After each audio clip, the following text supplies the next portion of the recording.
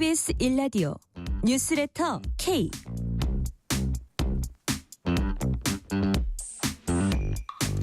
안녕하세요. 뉴스레터 K 진행하는 전종철입니다.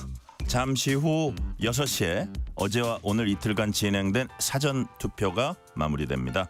대선 전 마지막 주말을 앞두고 이재명 민주당 후보와 김문수 국민의힘 후보는 일제히 강원도를 찾았습니다. 이재명 후보는 오늘 유튜브 방송에 출연해서 비상계엄 관련해서 특검이 필요하다면서 그 대상에 정치인도 책임이 있으면 해야 한다고 말했습니다. 김문수 국민의힘 후보는 오늘 대국민 호소문을 발표하고 경제는 살려본 사람이 살릴 수 있다면서 경제 대통령이 될 것임을 거듭 강조했습니다. 정치 토크 코너에서 대선 쟁점들 자세히 분석합니다. 2부 인터뷰 코너에선 여론조사 전문가 윤희웅 대표와 함께 공표 금지 기간 이전에 발표된 결과를 통해 이번 대선의 흐름을 짚어봅니다. 올여름 역대급 더위가 예고돼 있습니다. 주말엔 문화 코너에선 KBS 환경 스페셜 김가람 PD로부터 기후와 환경 문제를 더 많이 고민해야 하는 이유 들어봅니다. 뉴스레터 K 지금부터 시작합니다.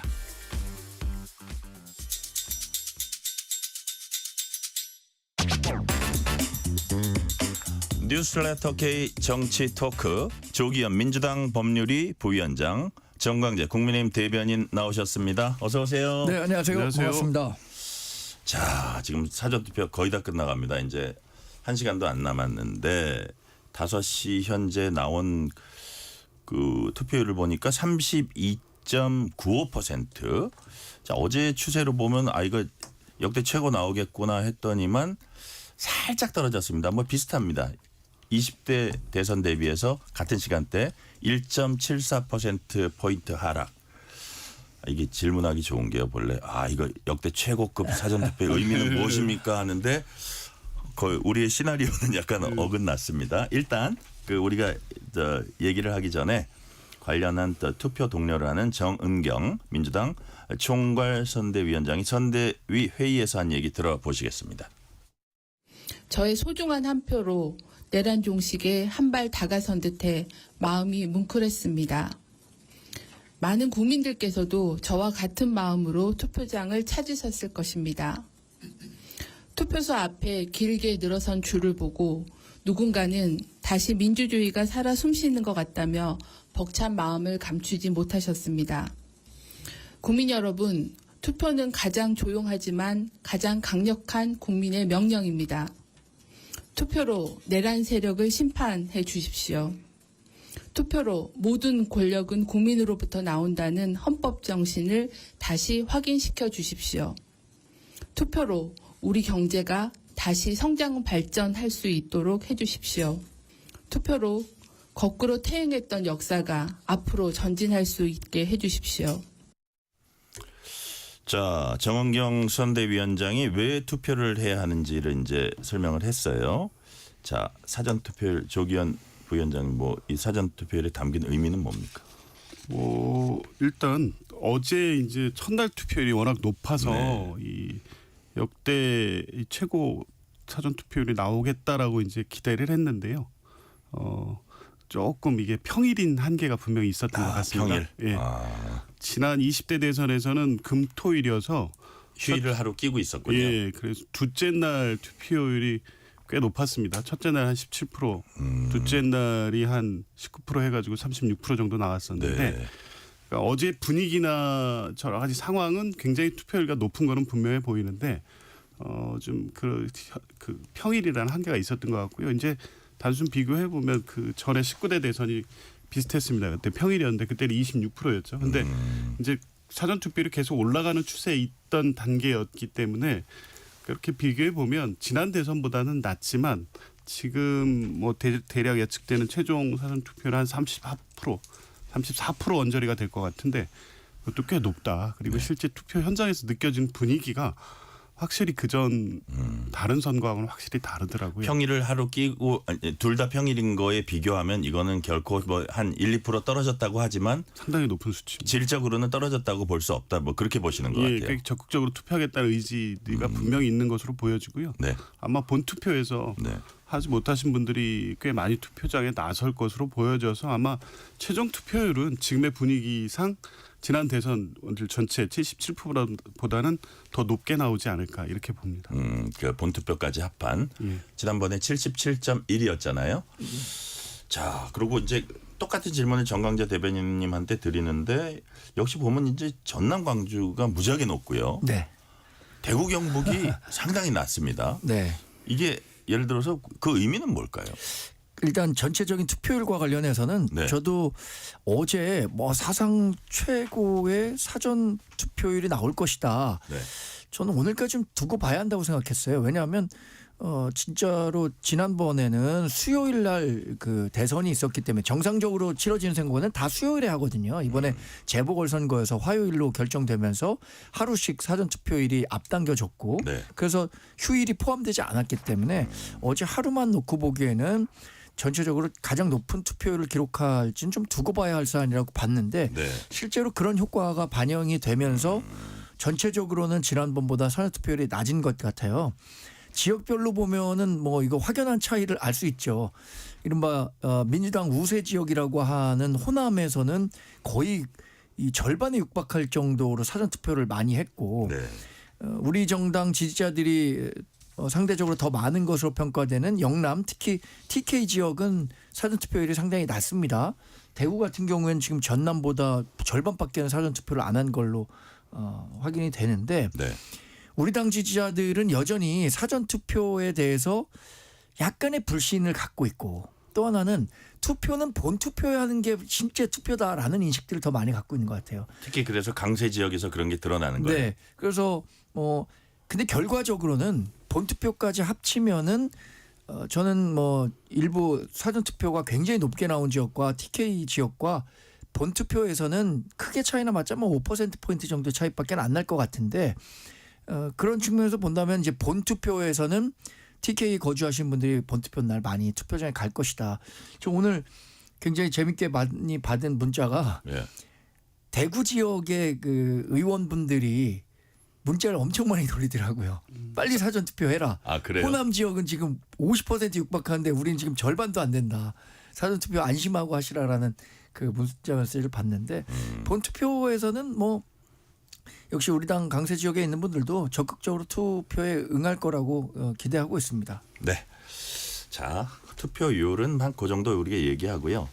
자, 근데 사전 투표 과정에서 심각한 관리 부실이 드러났습니다. 잘 이해 안 되는 측면도 있긴 한데 속구리 투표가 이번에는 외출 투표가 됐다. 뭐 이런 약간 비아냥도 있더라고요. 그 투표용지를 밖으로 들고 나와서 식사를 한다든지 이건 이제 완전히 법적으로 적발이 된 건데 가족 신분증 이용해서 대리 투표한 사례. 뭐 선거 사무원이라고 하죠. 자, 정광재 대변인 어떤 문제들이 불거졌는지 간략하게만 정리해 주세요. 이게 사전 투표는 관내 투표와 관외 투표로 나뉘잖아요. 네. 관내 투표 하시는 분들은 사실 큰 그 기다림 없이 바로바로 투표할 수 있습니다. 예. 근데 관외 투표는 그 해당 지역에 살지 않더라도 다른 지역 사람들이 다 투표를 할 수 있기 때문에 이른바 뭐 직장인들이 굉장히 많이 줄을 서서 투표를 하게 돼요. 예. 근데 이 과정에서 투표지를 발급해 놓고 이분들이 그 바로 투표 기표소로 가지 않고 밖에 나가서 활동할 수 있도록 했다는 거잖아요. 그래서 실제로 그 표를 받은 사람이 정말 그 표를 갖고 다시 와서 기표를 하는 건지 확인이 불가능할 정도로 부실한 관리가 있었다는 건데 전 선관위가 이렇게 그 이번 선거를 앞두고도 정말 여론의 따가운 질책을 받았잖아요. 그런데도 이렇게 나이브하게 대처하는 걸 보면은 이거 역량의 문제 아닌가 싶은 생각도 들고. 예. 이 정도면 역량의 문제가 아니라 의지의 문제 아닌가 싶기도 그래요? 해요. 정말로 이런 정도의 여론의 질책을 받았다면은 이번 선거에서는 정말 그 일말의 그 추호의 의심을 살 만한 일도 일어나지 않도록 철저하게 관리를 했어야 되는데 네. 그러지 않은 것 같아갖고 이게 정말 역량의 문제인지 의지의 문제인지조차 의심을 살 만한 아주 부실한 선거 관리가 이어지고 있다는 점에 대해서 개탄하고 있습니다. 자, 일단 두 분한테 다 드릴 질문인데 이 질문은 자, 이렇게 사실 뭐 일각에는 부정선거를 의심하는 분들도 어쨌든 국민들 중에 있습니다. 그런 분들이. 그래서 이번에는 제가 선관위원장이나 선관위 사무총장이라도 정말 막 엄청나게 철저하게 했을 것 같아요. 근데 이게 좀 어이없는 일들이 이렇게 벌어지니까 어쨌든 양당이 엄정하고 철저한 관리를 공히 이제 주문을 했습니다. 근데 어떤 이 사안을 보는 시각은 약간 온도차가 느껴져요. 그러니까 추미애 의원도 좀 얘기를 하고 하던데, 자, 민주당 입장은 이 상황에 대한 상황 판단 어떤 겁니까? 조기현 부위원장. 일단 선관위의 관리 부실 문제는 지적 안 할 수 없죠. 네. 이게 사전 투표율이 계속 올라가고 있었고, 또 보면 이 관외 투표자 수가 많아지면서 줄이 길어지는 문제는 지난 총선 사전 투표 때도 다 나왔던 거거든요. 그러면 이번 대선에서는 투표율이 더 높아지는 분위기면 그 대기줄이 길어질 거라는 걸 예측이 된 거면 그걸 그 상황에서 어떻게 관리할지에 대한 이 사전 어떤 뭐 이 관리 대책 같은 게 마련됐었어야죠. 근데 네. 너무 당연해서 준비를 안 한 걸까요? 이거 상식적으로 말이 안 되는 그러니까요. 상황이잖아요. 네. 투표용지를 받아들고 그냥 밖으로 나가서 식사를 하고 들어온다는 게 그 과정에서 이제 어떤 일이 발생할지 모르니까 이제 대비가 없었던 것 같은데 이제 이런 문제가 몇 군데서 생기긴 했습니다. 근데 민주당이 보기에는 이게 무슨 부정 선거의 어떤 징후라든가 징표 이렇게까지 확대 해석해서는 또 안 된다. 혹시라도 아직 뭐 경찰 수사로 확인된 부분은 아니지만 오늘 영인 같은 경우에는 회송용 봉투에 이미 기표된 투표용지가 나타나가지고 또 소동이 있지 않았습니까? 이제 경찰이 수사한다는 건데 이제 이런 분들이 있을 수 있다는 겁니다. 이 선거가 부정선거라는 것을 명분은 만들고 이후에 대선이 끝나고 결과에 어떤 불복하기 위한 어떤 뭐 이런 게 있지 않을까? 혹시라도 이제 이런 우려가 한편이 있는 거죠. 선관위의 과실로 인해서 발생되는 정도의 문제가 아니라 뭔가 이 선거에 의심을 주게 할 행위도까지 이어진다고 하면 이제 그건 큰 문제이기 때문에 그래서 이제 선관위의 관리 부실에 대해서는 엄중히 경고하고 이제 오늘 뭐 6월 3일 본투표도 중요하니까 하긴 하되 이게 이제 다른 의혹으로 확대되지 않도록 하는 문제는 또 중요한 포인트가 될 것 같습니다. 네. 자, 정광 대변인, 국민의힘은 조금 더 비판 강도가 네. 높은 것 같아요. 아니, 우리는 이번 사전선거 열심히 하라고 독려했습니다. 지지자분들에게. 네. 그리고 그 사전투표를 독려하면서 약속한 게 사전투표 관리 감독 철저히 하겠다. 이렇게 약속했는데 그럼에도 불구하고 이런 의심을 살 만한 일들이 발생하니까 당연히 비판 강도가 높아질 수밖에 없고요. 저는 추미애 의원이 한 얘기도 굉장히 비판적으로 말씀드릴 수밖에 없겠습니다. 육선 의원이고 법무부 장관 출신인데 그 부실 선거 관리와 관련한 문제점을 지적한 건 괜찮아요. 근데 거기 그것을 다룬 기사의 댓글을 두고 조작이 의심된다. 허위 조작이 의심된다. 아니, 물론 뭐 민주당이 이게 음모론, 김원준식 음모론이 하루 이틀이 아니었기 때문에 크게 의미를 두지 않는다면 안 둘 수도 있겠지만 이렇게 유력 정치인이 또 댓글과 관련해서 근거 없는 음모론을 제기하는 것은 책임 있는 정치인으로서 자세가 아니다. 그리고 이 사전 투표는요. 우리랑은 계속 얘기하고 있는 게 본투표와 거리가 너무 깁니다. 가뜩이나 그러니까 선거 활동 기간이 선거 운동 기간이 제한적인데 이 본투표와 사전투표 간의 시간적인 그 차이가 커지면서 그 사이에 발생할 수 있는 여론과 관련한 걸 전혀 반영할 수가 없거든요. 네.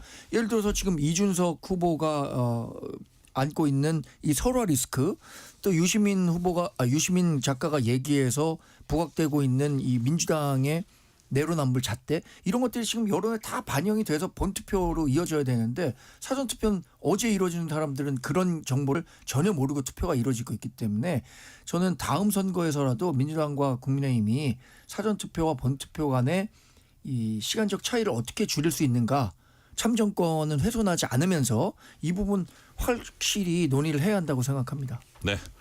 오늘 이재명, 김문수 두 후보는 둘 다 이제 강원도 찾아갔는데 이재명 강원 충청, 김문수 경기 강원 뭐 이렇게 했습니다. 자, 내일과 모레가 대선 전, 그 대선도 또 멀지도 않아요. 바로 대선이 코앞에 둔 마지막 주말입니다. 조기현 부위원장님, 이재명 후보는 어떤 전략으로 총력전을 막판 주말 총력전을 펼칩니까?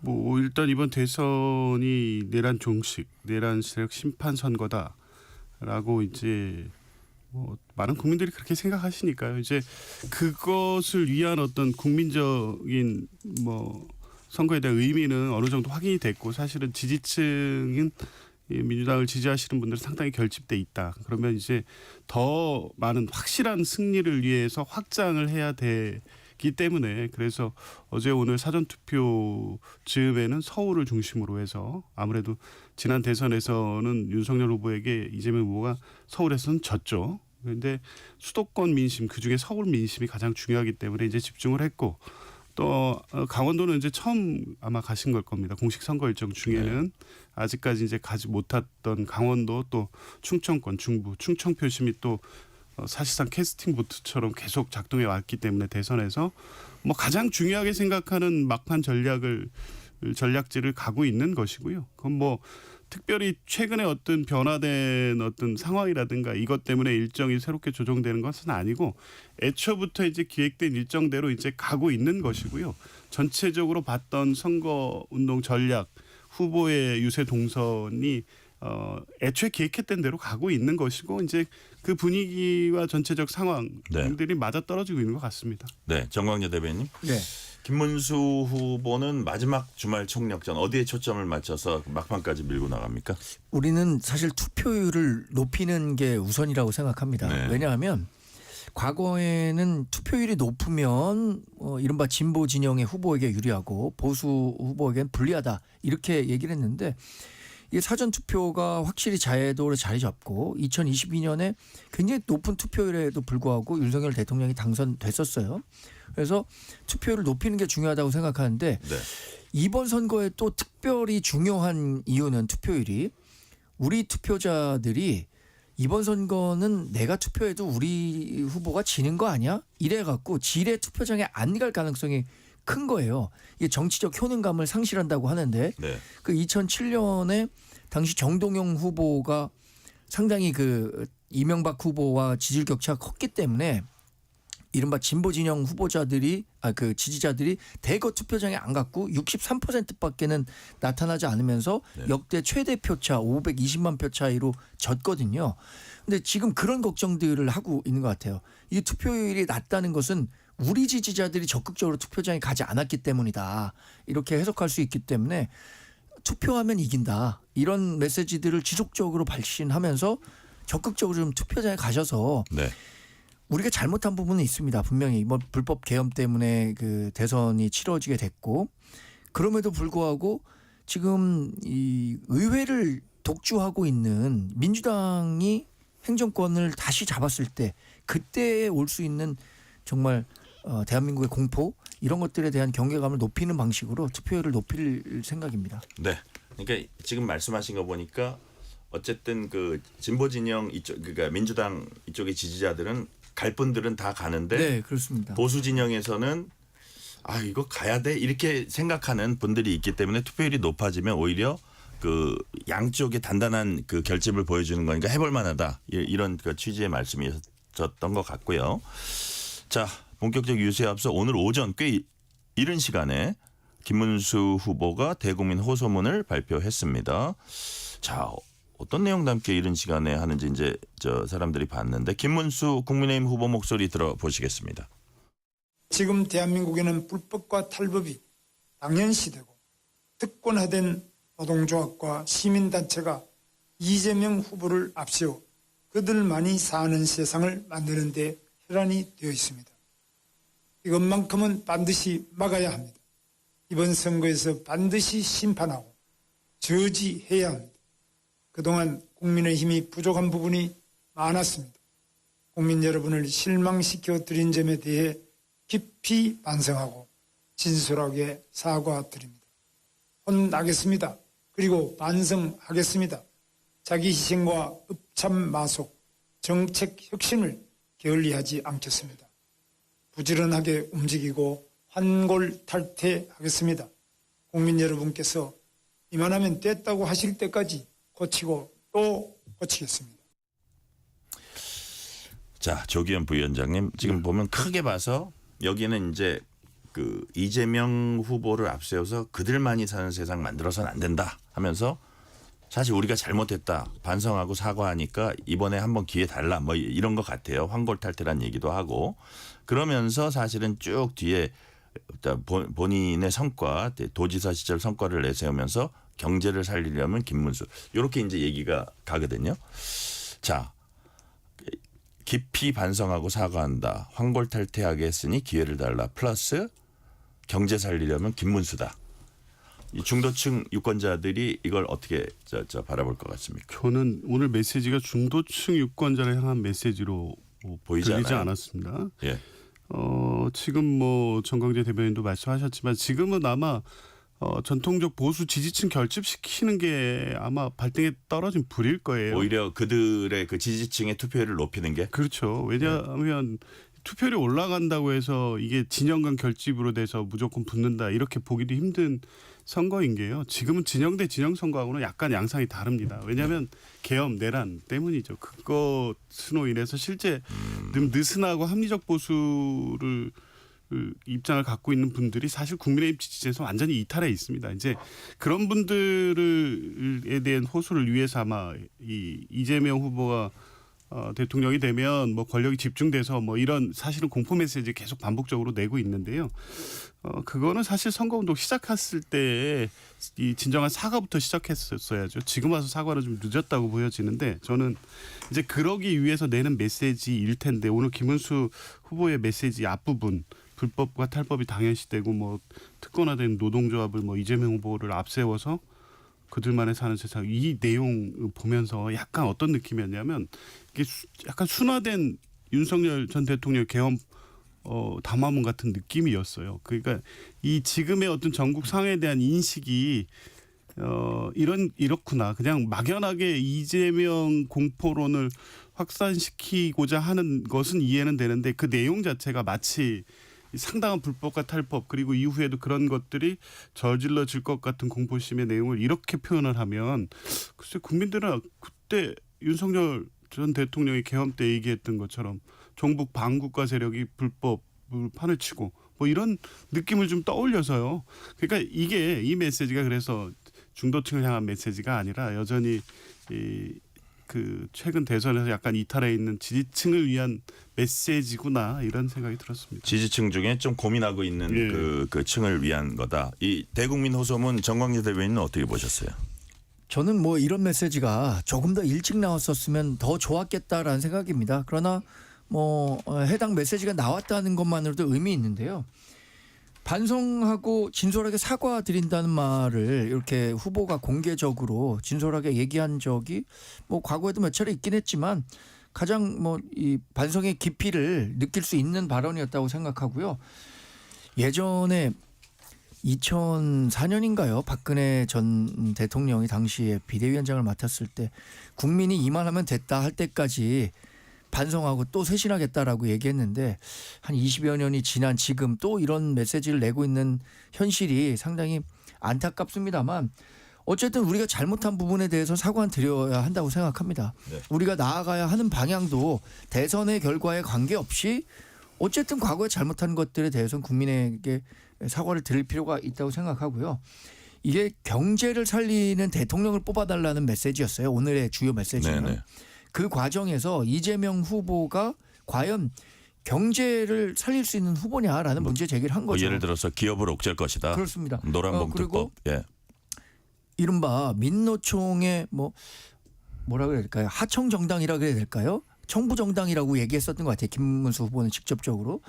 하여튼 민노총과 그 궤를 같이 하는 여러 정책들을 해왔는데 과연 민노총이 이 노동운동을 하는 데 있어서 진짜 노동자의 인권을 위해서 하는 거냐 아니면 본인들의 기득권을 지키기 위한 거냐 이런 부분에 대해서 보수 지지층뿐만 아니라 중도 진영에 있는 분들도 많은 문제 제기를 하고 있어요. 네. 뭐 이런 부분들에 대한 경각심을 좀 깨우기 위한 긴급 호소문이었다라고 평가합니다. 이재명 후보는 유튜브 방송에서 비상계엄과 관련해서 강요 중에 책임 있는 사람들은 아직도 많이 숨어 있다. 국민의힘 누군가가 동조했다고 생각한다. 정치인도 책임 있으면 특검해야 한다. 자, 이게 정광재 대변인한테 먼저 여쭤볼게요. 네. 이게 내란 종식해야 된다. 뭐 이 얘기를 많이 했어요. 예. 그렇지만 정치 보복은 안 하겠다 했는데 네. 이제 상대 당에서는 내란 종식한다 그러면서 아마 정치 보복으로 그 선을 넘어올 거다. 네. 근데 이게 특검 얘기를 하면은 그런 생각을 더 많이 하게 되나요? 어떻게 되나요? 국민의힘 입장에서는. 지금 뭐 당연히 걱정하는 게 현실화되는 것 같아갖고 아쉽습니다. 이재명 후보가 내란은 단죄하되 정치 보복은 하지 않겠다라고 했는데 과거의 발언들을 보면 아시겠지만 권력이라는 거는 잔인하게 써야 되는 겁니다. 그리고 정치 보복은 모르게 하는 게 정치 보복입니다. 이런 얘기를 공공연히 해왔어요. 그리고 우리가 이 2017년에 이 어떤 트라우마를 갖고 있습니다. 그때 당시에 적폐청산 이 네 글자라는 미명, 그때 당시에는 이제 문재인 정부죠. 1년 동안에 35명이 구속됐고요. 문재인 대통령도 사실 통합을 강조했었죠. 그렇죠. 35명 구속되고 5명이 극단적 선택을 내몰릴 정도로 보수 괴멸에 이를 정도의 정치 보복을 했다고 적어도 우리 보수 진영에서는 평가를 합니다. 근데 이재명 후보가 이런 식으로 얘기하는 것, 그러니까 압도적 승리가 아니라 압도적 응징을 해야 하는 날이라고 얘기하는 것서부터가 벌써 정치 보복을 선전포고한 예고편 아닌가 싶어서 네. 정말 대통령이 되겠다는 분이라면 이런 얘기라도 지금 이렇게 꺼내들 얘기는 아니죠. 네. 자, 조기현 부위원장님, 이런 보수 진영이나 상대당 쪽에서의 우려랄 그럴까요? 그런 부분에 대해서는 어떻게 보세요? 그러면 지금 나오고 있는 이 비상계엄 내란 가담자에 대한 수사 다 덮고 가야 됩니까? 그러니까 지금 이제 수사를 해서 윤석열 전 대통령이 이제 구속 취소돼서 밖에서 재판받고 있지만 지금 구속돼 있는 분들 보십시오. 군 주요 지휘관들만 구속돼 있습니다. 그런데 이 수사가 제대로 안 된 것 같다는 게 지금 최근에 많이 나오지 않습니까? 한덕수 전 총리, 최상목 경제부총리 관련해서 이 대통령실 직무실 CCTV를 통해서 확인한 바에 의하면 지금까지 국회 청문회라든가 이 헌법재판소 와서 증언했던 내용들이 사실과 일치하지 않는 부분들이 나오고 있어요. 그럼 지금 이거 그냥 이 상태에서 덮고 가는 것이 통합입니까? 아니잖아요. 이거 근데 잠깐 궁금한 게 말씀 중에 죄송한데 만약에 이재명 후보가 대통령이 되면 뭐 검찰이나 수사기관도 자기 밑에 있게 되는 건데 원래 이제 수사가 미진할 때 하는 게 특검이잖아요. 그런데도 특검을 해야 된다? 지금 이 내란죄 관련 수사는 어떤 부분에서는 그러니까 이 군 지휘관들에 대한 수사는 그 직후부터 빨리 진행이 돼서 더 구속도 되고 했는데 실제 이 본류 수사가 제대로 안 된 것 같아요. 내란죄 주요 임무 종사자 중에 군 관련자들은 다 구속됐지만 지금 나오는 게 그런 거 아닙니까? 강요들 중에 당일 국무회의 같은 그 모임에 해서 실제 가담한 정도에 대해서는 다 사실상 거짓말한 것 같은 것들이 다른 정황들이 나오고 있는데 수사가 제대로 안 된 거예요. 최상목 대행 가장 그 중요합니다. 그 개업 쪽지, 그 비상입법 기구, 예비비, 그거는 사실 국회 해산을 전제한 거기 때문에 상당히 깊이 관여됐을 가능성이 있고 그 메모 보지 못했다 그냥 구겨 넣었다고 했는데 만약 그게 아닌 장면처럼 보이는 게 CCTV에서 지금 경찰 수사에서 확인되고 있는 것 같아요. 그러면 이 중차대한 사건에 있어서 이 주요 국무위원들이 관여되고 어떤 실행행위를 했는데도 불구하고 그냥 뭐 적당히 하고 덮고 가자 하게 할 수는 없고 근데 지금까지 검찰 수사가 이렇게까지 벌써 됐었어야 될 수사가 안 된 거예요. 그러니까 이제 경찰이 최근에 이제 대선돼서 정권 교체될 분위기가 되니까 이제 와서 하는 부분도 있고 특히 검찰 같은 경우에는 이 그 비화폰이라든가 대통령실 이런데 즉각 압수수색 했었어야 되는데 그쪽에서 거부한다는 명분 또 압수수색 영장도 또 반려도 하고 막 이러면서 수사 제대로 안 되게 하는 데 있어서 직간접적으로 그런 모습을 보여왔습니다. 특검을 안 하면 지금 이 정권 혹시 교체되는 상황에 맞춰 마치 수사 의지가 있었던 것처럼 최근에 그렇게 하긴 하는데 정말 수사 의지를 갖고 12.3 비상계엄 내란 사태에 대해서 철저하게 원인을 규명하고 그에 따른 책임을 정확하게 다 물을 것인지에 대한 의문이 계속 제기됐기 때문에 특검을 안 할 수가 없다고 봅니다. 네, 실시간 교통정보 알아보겠습니다. 라디오 교통정보센터 정현정 리포터 나와주세요. 네, 먼저 서울 시내 상황인데요. 강변북로 일산 쪽입니다. 원효대교에서 마포대교 사이 1차로는 추돌 사고가 있어서 처리하고 있습니다. 반대 구리 쪽으로는 한남대교에서 동호대교 사이 1차로는 추돌 사고 처리하고 있고요. 경부고속도로 서울 쪽으로 남사진위 부근에서 오산까지 막힙니다. 더 가서는 수원에서 신갈분기점까지 천천히 가고요. 신갈분기점 부근에서는 버스 고장난 차가 서 있습니다. 서울요금소에서 판교까지 막히고 양재 부근에서 반포까지 어렵습니다. 반대 부산 방향은 회덕분기점 부근에서 천천히 가고요. 외관 부근 1차로 주의가 필요한데요. 승용차 관련 사고 나서 처리하고 있습니다. 금호분기점에서 막히고요. 구서에서 경부선 시점까지 정체입니다.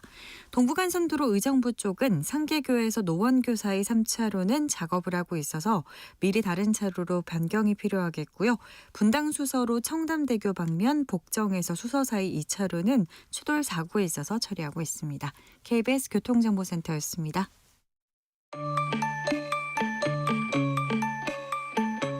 퇴근길 당신과 함께 있는 세상 이야기 KBS 1라디오 뉴스레터 K 문자 샵 9730 짧은 문자 50원 긴 문자 100원 어플리케이션 콩은 무료 유튜브 KBS 1라디오 계정 채팅창도 열려 있습니다. 실시간 교통 상황 살펴봤습니다. 조기현 민주당 법률위 부위원장, 정광재 국민의힘 대변인과 뉴스레터 K 정치 토크 이어갑니다. 야, 조금 전에 이제 5시 20분에 이준석 후보가 국회 정론관에서 기자회견에서 어떤 톤으로 나오나 봤더니 의원직 제명 추진은 폭거다. 책임 전가 세력과 전면전을 펼치겠다. 여기에 앞서서 이제 민주당이 이 후보 추가 고발하고 이준석 망언집 책자 내놓고 계속 이제 이 뭐라 그럴까 충돌 수위가 높아져 왔는데 뭐 오늘 또 긴급 기자회견에서 싸움 전선 분명하다. 이재명 같은 독재자, 유시민 같은 궤변론자, 김어준 같은 음모론자들과의 싸움이다. 이게 지금까지 합리의 공기를 질식시켰던 세대에 맞선 총력전이다 하면서 전면전을 선포했습니다. 이 전면전 선포 조기현 부위원장님 어떻게 보세요? 이 표현들이 굉장합니다. 분연히 싸운다, 유신 독재 출발, 총력전, 이 전쟁에서의 승리. 저는 이준석 후보가 지난 TV 토론 발언, 그 혐오 발언 이후로 유세 현장을 돌거나 아니면 여론을 마주한 이 심각성을 느끼면서 평정심을 상실한 게 아닌가 싶습니다. 지금 대선 막판에 사실은 전략적으로 강한 메시지가 나올 수는 있지만 이거는 이런 인식은 지금 국민 일반의 상식과는 완전히 배치되고 있는 거거든요. 마치 자신이 정치적 피해자인 양 지금 코스프레를 하고 있는 건데 그게 아니죠. 명백히 그 TV 토론 발언이 엄청난 혐오적 발언이었고 이건 자기가 의도했던 취지와 별개로 그 발언 자체로 갖는 문제가 심각하기 때문에 국민들이 상당히 비판을 하고 있는 겁니다. 그 부분에 대해서 진정한 사과 한번 제대로 하지 않았습니다. 그리고 나서 오늘 또 이제 사과를 했는데 그것도 국민들에 대한 사과가 아니라 당원들에 대한 사과더라고요. 왜냐하면 그만큼 지금 당내 분위기도 심각한 겁니다. 탈당 분위기도 있을 거고요. 마주하는 여론이 이준석 후보에 대한 비판 여론은 아마 선거 운동하시는 분들도 느낄 거예요. 그러니까 당 내부에서부터 이 굉장히 혼란을 겪으니까 결국 이런 강공책으로 선거전 막판을 갈 수밖에 없는 처지가 된 것은 이해하는데 이 문제가 지금 왜 발생했는지 본인의 발언이 국민들이 어떻게 생각하는지 그래서 이걸 어떻게 수습해야 그나마 남은 대선 기간에서 본인의 어떤 이 비전과 전망으로 국민들의 표를 얻고 또 이후에 이번 발언으로 인해서 이 본인이 입은 이거를 극복하고 국민들에게 다시 신뢰를 회복할까 이런 부분에 집중해야 되는데 이제 그거 전혀 없이 네. 마치 아직 출발하지도 않은 이재명 정권에 싸우는 맞선 투사처럼 이런 모습을 하는 게 오히려 국민들이 보기엔 이제 적반하장? 왜 저러지? 이런 느낌으로 들릴 수밖에 없을 것 같습니다. 자, 그런데 하나 더 우리 조기현 부위원장님께 드리면 이제 이준석 후보의 말의 적절성 요거를 차치해 봤을 때 일단 이제 국민의힘에서 지금 주장하는 겁니다. 뭐냐면 예를 들어서 지금 제기된 문제들 이런 부분에 대해서 민주당이나 이재명 후보 입장은 나와야 되는 거 아니냐. 왜 그러냐 하면 어떤 취지냐 하면 예컨대 한 4년 전에 그 한 도박자금 1,000만 원 되는 것 같고 그때는 아마 약간 그런 표현의 글들 이게 문제가 된 건 아니었을 거예요. 도박이었는데 그런데 새롭게 온 것도 있고 금액도 뭐 2억 3천이라는 게 공소장에 써 있고 그러면 이건 좀 새로운 차원 아니냐. 그러면 이준석 후보의 저 부적절한 발언은 그렇다고 치더라도 거기에 대한 대선 후보로서 유력한 대선 후보로서 입장을 내놔야 되는 건 아니 이런 지적도 있잖아요. 글쎄요. 그 추가적인 입장이 더 필요할까 싶습니다. 왜냐하면 뭐 그때는 뭐 이제 문제가 제기된 단계였고 이 도박에 관련된 사실관계가 드러났죠. 그리고 그 부적절한 이 표현을 쓴 그 아이디 관련된 내용도 나와 있을 때입니다. 부덕이게 솔직히 다 사과했잖아요. 몇 번을 했을 겁니다. 근데 이제 그게 이번에는 공소장 내용을 통해서 그 내용이 구체적으로 확인된 것뿐이지 무슨 새로운 사실관계가 더해지거나 이재명 후보와 뭐 특별한 어떤 관련성 문제가 생긴 거나 그게 아닙니다. 아들의 행위였고 그때 문제되게 돼서 사과했고 네. 약식 명령 결정이 확정이 돼서 벌금형의 처벌을 받았고 이랬으면 된 거지. 이걸 뭐 언제까지 몇 번을 반복적으로 사과해야 될 문제이냐라는 것이고요.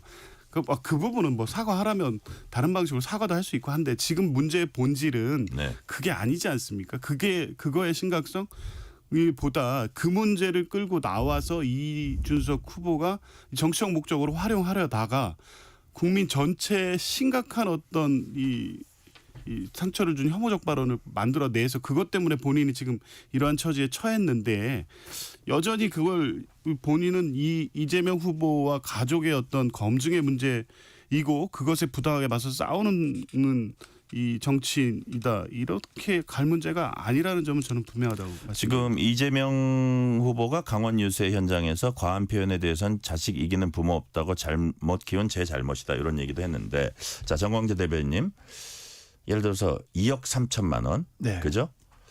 그 예를 들어서 이런 얘기를 했어요. 김용태 비대위원장이 민주당이 이재명 후보와 부인 그 아들에 대한 비판은 방탄으로 틀어막는다. 아버지가 연간 100만 원 기본소득 강조할 때 아들은 3년간 2억 3천만 원을 도박에 썼다. 그래서 자금 출처 조사해달라는 그것까지 국세청에 요청을 했어요. 네. 그러니까 국민의힘 입장은 뭡니까? 일단 이준석 후보를 제가 두둔할 생각은 없지만 이준석 후보가 잘못한 부분에 대해서는 정치적 법적으로 책임을 질 거고 당장 이번 선거에서 정치적 책임이 결과로 나타날 겁니다. 본인이 이렇게 블랙아웃 기간 전에 기록했었던 여론조사보다 실제 득표가 낮을지 높을지 뭐 단언해서 말씀드릴 수 없지만 네. 그런 책임은 이준석 후보가 지면 되는 거예요. 이준석 후보 3차례 사과했습니다. 그러면 이제 다음 단계로 넘어가서 이준석 후보가 문제를 제기하려고 했던 부분에 대해서 이재명 후보와 민주당이 답해야 된다고 생각해요. 오늘 천하람 의원과 뭐 방송하는 중에 이런 얘기를 하더라고요. 그런 그 성인식과 관련한 문제를 대하는 민주당과 이재명 후보의 태도를 검증하는 것은 대선 과정에서 자연스러운 일 아니냐. 상당 부분 공감하거든요. 근데 뭐 이재명 후보가 자식 문제에 대해서 사과를 했다고 하니까 사과한 부분 이제 받아들이겠습니다만 전반적으로 이 진보 진영이 갖고 있는 이중잣대에 대한 문제는 이준석 후보가 적절히 잘 호소를 하고 있다고 생각해요. 오늘 나온 그 메시지는 저는 결국 이 10%를 얻느냐 마느냐가 이준석 후보에겐 굉장히 중요할 것 같거든요. 막판 10%를 얻기 위해서 선명성이 없으면 본인이 10% 얻기 어렵다라고 생각하는 전략적 접근이었다고 보고요. 네.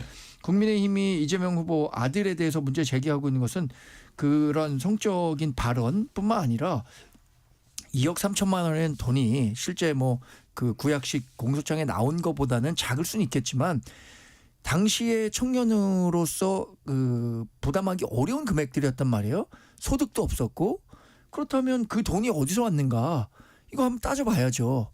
이거는 뭐 후보자 본인이나 부인이 돈을 줬다라고 한다면 분명히 세금 탈루와 관련한 문제는 사법적 리스크도 될 수 있고 정치적으로 문제가 될 수 있는 거니까 이 문제에 대해서 조금 더 살펴보겠다 이런 전략입니다. 이게 약간 세부적으로는 2억 3천만 원이라는 게 뭐 3년에 걸친 거기도 하지만 결코 적은 돈은 아니고요. 근데 이게 입금 기준으로만 봤기 때문에 예를 들어서 뭐 10만 원을 입금했을 때 뭐 3만 원이나 5만 원이 오면 그 부분은 이제 가만히 안 된 거예요. 그래서 네. 액수는 줄 수가 있는데 그러나 이런 것들을 수사해본 검찰이나 경찰 관계자들이 또 어디 방송 나와서 그런 얘기를 하던데 이게 회수되는 게 적기 때문에 금액이 줄어들어도 그렇게 아마 많이 줄어들지는 모르는 얘기긴 합니다. 그런 얘기도 하고 그래서 일반 국민의 상식에서 보면은 그 금액은 좀 이거 뭐지 할 수는 있을 것 같아요. 그 일단 이준석 그 후보 관련 얘기는 좀 예. 마무리해야 될 것 같은데 네네. 이 문제를 자꾸 이재명 후보의 어떤 성인지 감수성 문제라든가 민주당의 성인지 감수성의 문제로 자꾸 몰고 가는데 그런 거 아니잖아요. 그냥 아들의 어떤 잘못된 이 일탈 행위 문제였고요. 그거를 이준석 후보가 이재명 후보의 가족사의 그 불행한 가족사에서 있었던 이 발언을 환기시키려고 이용하려다가 생긴 문제잖아요. 성인지 감수성의 문제를 지적하려면 이 부분에 있어서 명확하게 이준석 후보의 그런 혐오적 발언을 가장 먼저 지적해야 된다는 걸 말씀드리고요. 도박 잘못됐죠. 그거 뭐 상습적으로 2년여 넘게 했으니까. 근데 그 금원의 문제는 정확하게 말씀을 드릴 수 있는 게 2억 3천이라는 게 도박의 소위 말하는 시드머니처럼 실제 그 돈이 계속 어디에 잠겨서 움직이는 돈이 아닙니다. 실제 2년 동안 보면 5만 원, 10만 원, 20만 원, 많게는 100만 원도 몇 번 있고요. 들어갔다 나왔다 하는 겁니다. 그게 이 도박 게임 사이트에 게임머니로 환전하기 위해서 돈을 넣어서 환전하고 아마 그 게임을 즐겨서 거기서 잃기도 하고 따기도 하고 했겠죠. 그거를 지난 대선 때 이재명 후보가 그 당시에 이제 문제가 되니까 확인해 보니까 그 과정에서 한 이제 총 합계 1,000만 원 정도를 잃었다고 하는데 이제 그런 거예요. 2억 3천은 이 상습 도박에서는 늘 이 공소장을 보면 일람표에 그 기간 동안에 들어간 돈만 쭉 적어 놓습니다. 그건 다 몇억 원 돼요. 근데 실제 이 도박을 사용한 돈은 매번 횟수마다 해봐야 몇만 원, 몇십만 원이에요. 그러니까 이게 그 돈이 어디 자금 출처 이걸 얘기하고 문제 삼는 게 넌센스예요. 이거 문제 제기하는 그 분들 국민의힘 법조인 다 아시는데 이게 상습도박죄가 이 돈에 왜 어떻게 구성되는지 다 모르시지 않거든요. 근데 마치 뭐가 있는 것처럼 이렇게 의혹 제기하시는데 글쎄요, 뭐 그럴 듯해 보이긴 하지만 이거 법리적으로도 그렇고 의혹 제기로서는 뭐 그다지 효과는 없을 것 같습니다. 지금 말씀하신 것 중에 다 억대된다 그거는 아마 안 되는 사람도 있을 겁니다. 그러니까 물론 그게 이제 2억 3천 그거가 사람들이 느끼는 그 2억 3천은 아니다라는 취지로. 짧은 기간 하면 네. 뭐 몇백 몇천짜리도 있는데 기간이 길어지면 계속 들락날락하기 때문에 억 달이 넘어가는 거죠. 그런 말씀을 해주신 거고요. 자, 그럼 주제를 바꿔볼게요. 유시민 작가가 최근 김어준 씨 유튜브 방송에 나와서 김문수 후보 부인 설란영 씨를 평가했습니다. 제가 내용은 얘기 안 할게요. 다 잘 알고 계실 것 같아서. 자, 먼저 정광재 대변인께 말씀드릴게요. 이 저는 발언 어떻게 평가하십니까? 정말 저는 저 귀를 의심했습니다. 이게 정말로 유시민 작가가 한 이야기인지 한때 특히 우리 4050 세대는 상당히 영향을 많이 준 분이에요. 유시민 작가라는 분이 또 진보 진영의 이른바 지식인을 자부했던 분이 설란영 여사는 사실 이 학출 출신의 좋은 사람, 그러니까 자기보다 훨씬 더 스펙이 훌륭한 사람을 만났기 때문에 그 사람에 대해서 전혀 어떤 얘기를 할 수도 없는 사람이다. 그리고 자신이 지금 자리에 오른 것, 영부인이 될지도 모르는 자리에 오르니까 제정신이 아니다. 이렇게 얘기를 했는데 유시민 작가가요. 네. 노무현 재단 이사장 출신입니다. 노무현 대통령이 어떤 네, 노무현 전 대통령의 노무현 정신을 입에 24시간 달고 얘기하는 분이에요. 근데 노무현 전 대통령 고졸 출신이라는 그 콤플렉스에 굉장히 오랫동안 그 고전했던 분입니다. 그런데 그걸 어떻게 보면 뚫었죠. 그렇죠. 설란영 여사는 그런데 고졸 출신이니까 서울대 경영학과 나온 김문수 후보 만난 것만으로도 출세했고 그 출세에 못 이겨갖고 지금 제정신 아니다 이런 얘기를 한 거잖아요. 우리가 왕후장상의 씨가 따로 있냐라는 게 우리 중국 그 혁명의 그 원인 네네. 가운데 하나였는데 그리고 여성을 그렇죠. 그냥 남성의 종속된 존재? 그러니까 그런 부분이 지금 진보 진영에서 갖고 있는 이중 잣대를 고스란히 드러내는 대목이라고 생각하기 때문에 이거 비판 안 할 수가 없는 문제고요. 이런 문제가 정말 심각한 문제임에도 불구하고 지금 민주당은 본인들이 갖고 있는 지금 나타나는 뭐 여러 가지 우세 상황을 바탕으로 해서 그냥 뭉개고 가도 우리가 이긴다라고 생각하는 것 같아요. 네. 자, 참 좀 놀라셨죠. 이 얘기 듣고 조기현 부위원장님 어떻게 보셨어요? 저도 뭐 전혀 공감이 안 되는 얘기죠. 놀랍고 해서 아마 이제 선대위 차원에서도 이 특정 뭐 유시민 작가를 통해서 왜 그런 말씀하셨습니다. 비판 뭐 본인이 그 뭐 이재명 후보나 민주당에 대해서 우호적 입장을 가진 거는 누구나 알고 있는 것이기 때문에 이게 선거 전반에 악영향을 끼칠 우려와 걱정 입장을 선대위에서 표명하는 것 외에 네. 그분이 뭐 발언하지 말라 이렇게 할 수도 없는 노릇이고 어쨌든 뭐 좀 지금 무슨 직책을 갖고 있는 건 아니죠. 전혀 아닙니다. 예. 예. 적절한 발언은 아니었다고 보고 그러니까 유시민 작가가 인물이나 어떤 인상 비평을 할 때 이제 이런 방식을 많이 하거든요. 아마 이게 그 노조 비하 발언, 뭐 노조는 못생기고 뭐 이런 표현 설란영 여사가 했잖아요. 그거하고 김혜경 여사를 직격한 부분 보면서 대선에서 후보자 배우자가 이렇게 하는 것은 없었는데 왜 이럴까에 대한 어떤 심리 분석을 본인이 원래 이런 식으로 내가 이제 설란영 여사 입장에서 볼 때 그렇다라고 한 건데 글쎄 제가 뭐 저도 유시민 작가의 책도 많이 보고 비평도 많이 듣고 하는데 네. 원래 이런 인식을 갖거나 이런 게 저변에 있어 이런 가치관이 있는 분은 분명히 아니거든요. 좀 과했어요. 왜 이렇게 과하게 나왔는지 저도 이해는 안 되는데. 아니 그러니까 선거 막판에 어떤 상대방을 이제 비난하고 싶었는데 비난하다 보니까 이제 나온 얘기인데 어떻게 보면 노무현 전 대통령을 가장 지근거리에서 모신 분이 아까 어떤 TV에 나온 패널은 그럼 유시민 씨는 지금까지 가면 쓰고 살았습니까? 뭐 이런 얘기도 하는데 너무 배치되는 얘기를 하고 그것이 그냥 조금이 아니라 여성에 대한 비하, 노동에 대한 비하, 심지어는 학력에 대한 비하 그러니까 곳곳이 다 노무현과 정반대로 가니까 이것이 그러니까 약간 표심이랄까 이런 데는 영향을 안 미치리라고 보세요. 어떻게 보세요? 매우 부적절하긴 했는데 표심에 크게 영향을 미칠까는 싶습니다. 왜냐하면 뭐 유시민 작가를 좋아하시는 분들이 볼 때도 뭐 이 장면 하나, 이 발언 설란영 여사에 대한 이 평가 비평 자체는 심각한 문제가 있다라고 아마 대부분 다 문제의식을 가지실 거예요. 근데 그 이전에 막 비슷하게 뭐 학력의 문제라든가 이 차별의 문제라든가 이런 거에 대해서 보여왔던 입장은 뭐 분명하게 있기 때문에 이 발언의 문제하고 유시민 작가의 어떤 가치관의 문제하고 그걸 노무현 정신까지 연결시켜서 유시민 작가의 전체를 다 부정해야 되고 그것이 진보 진영 전체의 어떤 문제의식처럼 그렇게 확대될 것 같지는 않아서요.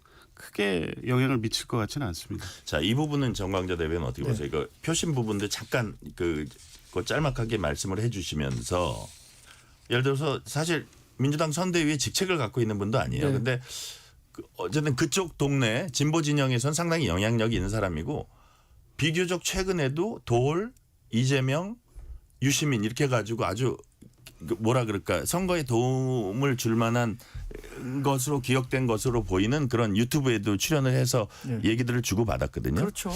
적어도 민주당 정도는 아니 뭐 유시민 작가는 당연히 입장을 내야 되고 민주당에서는 논평 정도는 해야 되지 않나 뭐 이런 지적도 반대당에서는 해요.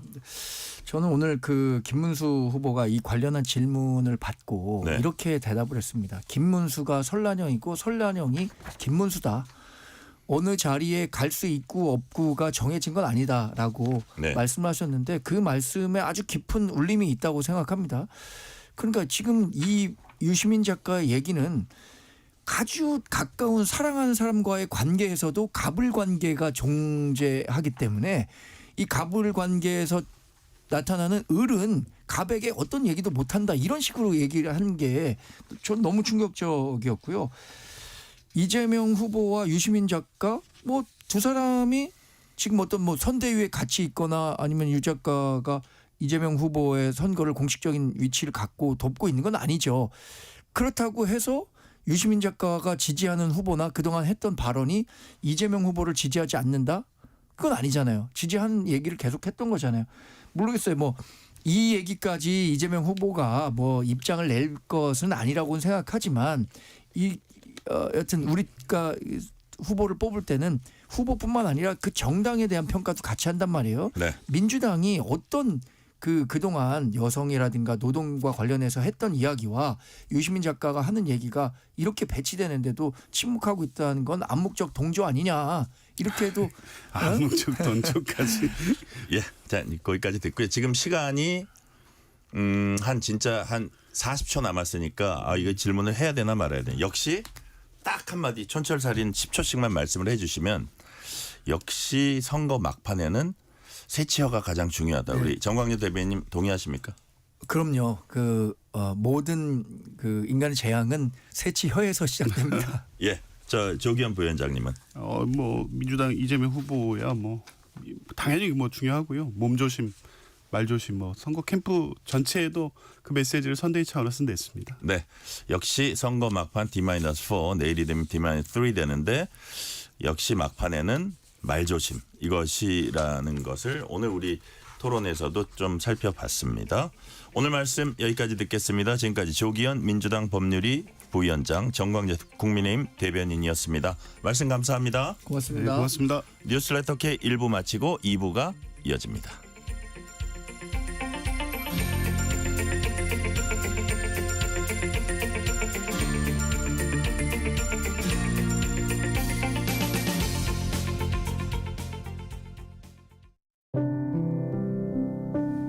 KBS 라디오 연중기획 희망충전 대한민국 640번째 이야기.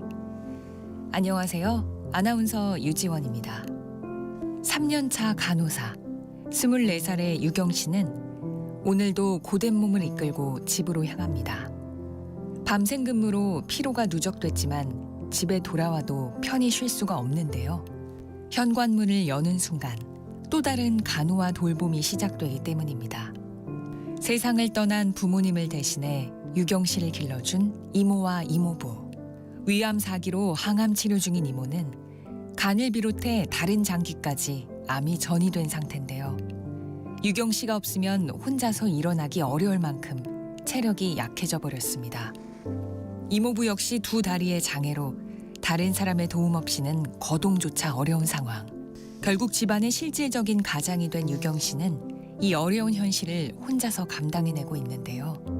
점점 늘어나는 병원비와 간병비는 막막한 현실을 더 무겁게 짓누릅니다. 오늘도 이모와 이모부의 곁에서 외로운 간호를 이어가고 있는 유경 씨를 위해 여러분의 위로와 격려를 보내주세요. 여러분의 따뜻한 손길이 희망의 빛이 됩니다. ARS 060-700-1580 060-700-1580 한 통화 3,000원으로 희망을 선물해 주세요. KBS 라디오 연중기획 희망충전 대한민국은 초록우산 어린이재단, 인탑스 주식회사 그리고 청취자 여러분과 함께합니다. ARS 060-700-1580 한 통화 3,000원입니다.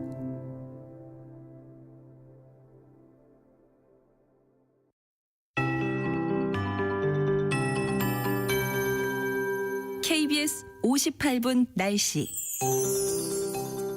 오늘 서쪽 지역은 덥고 동해안 지역은 선선했던 하루였습니다.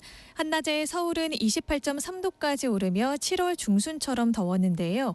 동쪽에 위치한 고기압에서 불어오는 동풍이 산맥을 넘으면서 덥고 건조해져 서쪽 지역의 기온이 오른 겁니다. 5월의 마지막 날이자 주말인 내일은 전국적으로 더 더워지겠습니다.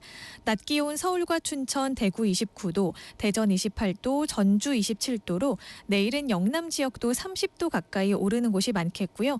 비교적 선선했던 동해안 지역도 강릉과 포항 26도까지 오르며 다소 덥게 느껴질 수 있겠습니다. 다만 내일 서울의 아침 기온 16도로 아침과 낮의 기온 차가 크게 벌어지겠습니다. 내일은 모처럼 소나기 소식 없이 전국이 쾌청하겠고요. 한낮에는 전국의 자외선 지수가 매우 높음까지 치솟겠습니다. 나들이 가신다면 양산이나 모자, 선글라스 등 자외선 차단 용품을 준비해야겠습니다.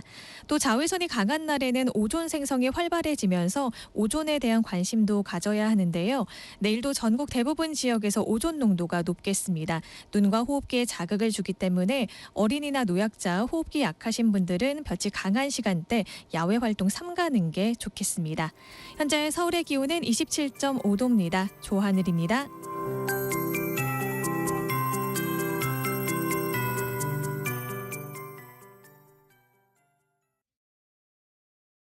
정성을 다하는 국민의 방송 KBS가 6시를 알려드립니다. AM 711kHz, FM 97.3MHz, KBS 1라디오입니다. HLKA.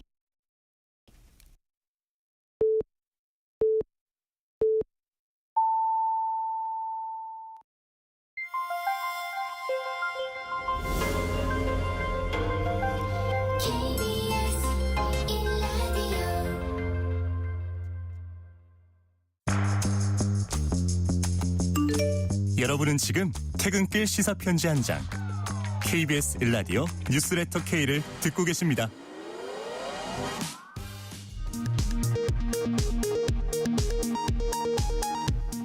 이 시각 라디오 정보센터 뉴스입니다. 대선 본투표일이 나흘 앞으로 다가온 가운데 강원 영서와 중부 내륙 유세에 나선 민주당 이재명 후보는 내란 종식을 위해 특검이 필요하다고 말했습니다. 90시간 논스톱 유세에 들어간 국민의힘 김문수 후보는 경제를 위해 이재명 후보를 막아야 한다고 호소했습니다. 서울권 유세에 집중한 개혁신당 이준석 후보는 TV토론에서 여성 신체 폭력성 표현을 인용한 것을 두고 당원들을 향해 표현 수위로 상처받으신 모든 분에게 깊이 사과드린다고 밝혔습니다. 서울 강북구 미아동에서 이재명 후보의 벽보에 불을 지른 혐의로 여성 한 명이 경찰에 현행범 체포됐습니다.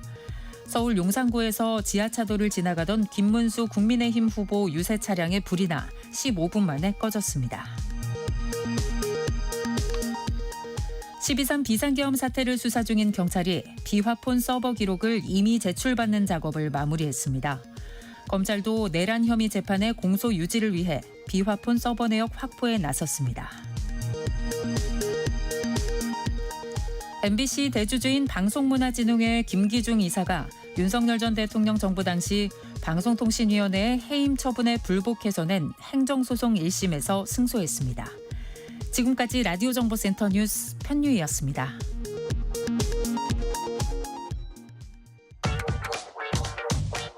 뉴스의 진수를 보여주는 인터뷰. 뉴 진수. 대선 투표일을 나흘 앞둔 지금은 이른바 블랙아웃 기간으로 불리는 여론조사 공표 금지 기간입니다. 이 때문에 막판 표심 흐름 선거 때마다 큰 관심 받았고 유권자들 입장에선 정말 궁금한 부분이기도 합니다. 오늘은 여론조사 전문가인 윤희용 오피니언스 대표와 함께 얘기 나눠보겠습니다. 윤희용 대표님 어서 오세요. 네, 안녕하십니까. 자, 조금 전이 이제 오후 6시였으니까 사전 투표가 이제 마무리는 됐습니다. 지금 총 집계된 퍼센트가 나오진 않은데 아까 5시 현재 딱 1시간 전이었죠. 보니까 네. 전체 집계된 사전 투표를 지난 대선 때와 비교해서 한 1, 2% 정도 조금 살짝 네. 낮았거든요.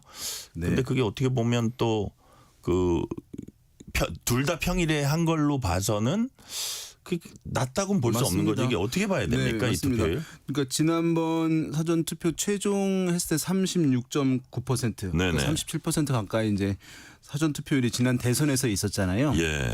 근데 이제 이번 같은 경우는 어제 매우 높았잖아요. 그런데 오늘은 어제만큼 아니어가지고 최종은 제가 봤을 때 이제 지난번 대선의 사전 투표율보다 네. 못 미치는 사전 투표율이 나오긴 할 텐데 많이 떨어지는 것은 아닌데요. 이것은 이제 방금 말씀해 주셨듯이 원래 대선은 대체로 이제 수요일 날 본선거일이잖아요. 네. 그러면 사전 투표율은 그 전으로 해서 금요일, 토요일, 그러니까 하루는 휴일인 거예요. 네. 그래서 휴일인 둘째 날 투표율이 사전 투표율이 상당히 높습니다. 그러니까요. 예, 그것이 일반적인 현상인데 이번은 대선일이 본선거일이 화요일이다 보니까 하루씩 땡겨져서 사전 투표율이 목요일, 금요일, 평일이었거든요. 네. 그러니까 첫날 뭐 빨리 해야지 하시는 분들인데 금요일 날 많아지진 않는 거예요. 그러니까 오늘 보게 되면 그 상승률이 둔화되는 모습들을 보여서 네. 오늘 이제 낮 시간대부터는 이제 지난번보다 낮아지는 흐름들 보이는데 말씀하신 대로 그럼에도 불구하고 지금 사전 투표율이 어쨌든 그래도 뭐 30%, 33, 34 이 정도 될 것 같은데요. 네네.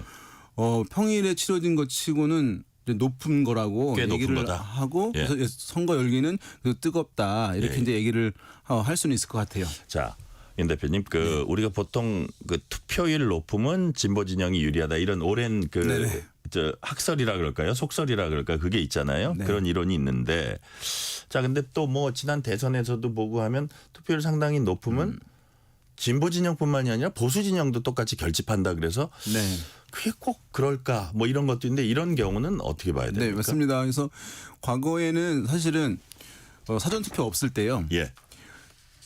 젊은 층들이 투표장에 좀 덜 나갔습니다. 차이가 연령대별로 격차가 매우 컸어요. 예, 예. 그래서 투표율이 좀 조금이라도 높아지는 것은 어쨌든 젊은 층이 투표장에 나가는 거고 당시에 예, 젊은 예. 층은 진보층이라고 했어요. 그러니까 그러면 진보 정당에 유리하다라고 예, 하는 것 얘기했었던 것인데 사전 투표가 생기면서 어떤 현상이 벌어졌냐 하면 네. 연령대의 투표율 차이가 상당히 줄어들었습니다. 굉장히 고르게 되면서 젊은 층들의 비율이 높아졌다는 얘기네요. 투표 참여율이 높아진 거죠. 예, 예. 물론 이제 여전히 어르신들의 투표율이 높긴 합니다만 그 예. 격차가 예전에는 막 30% 이상 차이 났었거든요. 그런데 요래 이런 경우 있잖아요. 20대들 같은 경우에 대학을 다른 지역으로 가거나 직장을 처음에 다른 지역으로 가게 되면 주소지를 처음에 안 옮깁니다. 옛날에. 예, 예. 그렇잖아요. 그러면은 투표하려면 고향에 가야 되잖아요. 그러니까 그때는 그 비용이 장벽이 엄청 컸었는데 사전 그러네요. 투표가 이걸 없애버렸습니다. 그러니까요. 주소지를 안 옮겨도 어디서든 할 수 있으니까. 그래서 사실은 지금은 그래서 투표율이 높으면 어디에 유리하고 불리하는 게 아주 없지는 않지만 과거에 비해서는 현저히 줄어들어서 요즘엔 잘 얘기를 안 하고. 그렇죠. 그래서 지난번 박근혜 대통령 당선될 때 투표율이 상당히 높았는데 보수 후보가 당선됐던 거예요. 네네. 그러니까 반대도 이런 현상도 있는 것이니까 얘기들이 이제 좀 과거에 비해서 상당히 줄어든 부분은 이제 있는데요. 그렇지만 이제 이게 투표율이 지금 높게 되면은 사실은 모든 후보들이 투표율이 높은 게 필요합니다. 네. 왜냐하면 우리가 이제 선거 여론조사의 지지율은 사실은 투표에 안 할 분들이 많이 포함되어 있어요. 예. 그리고 모르는 무응답도 있어요. 그렇지만 선거 결과는 투표에 참여하신 분들만의 여론인 것이거든요. 예. 그러면 투표에 어느 후보의 지지층이 많이 투표장에 나갔냐.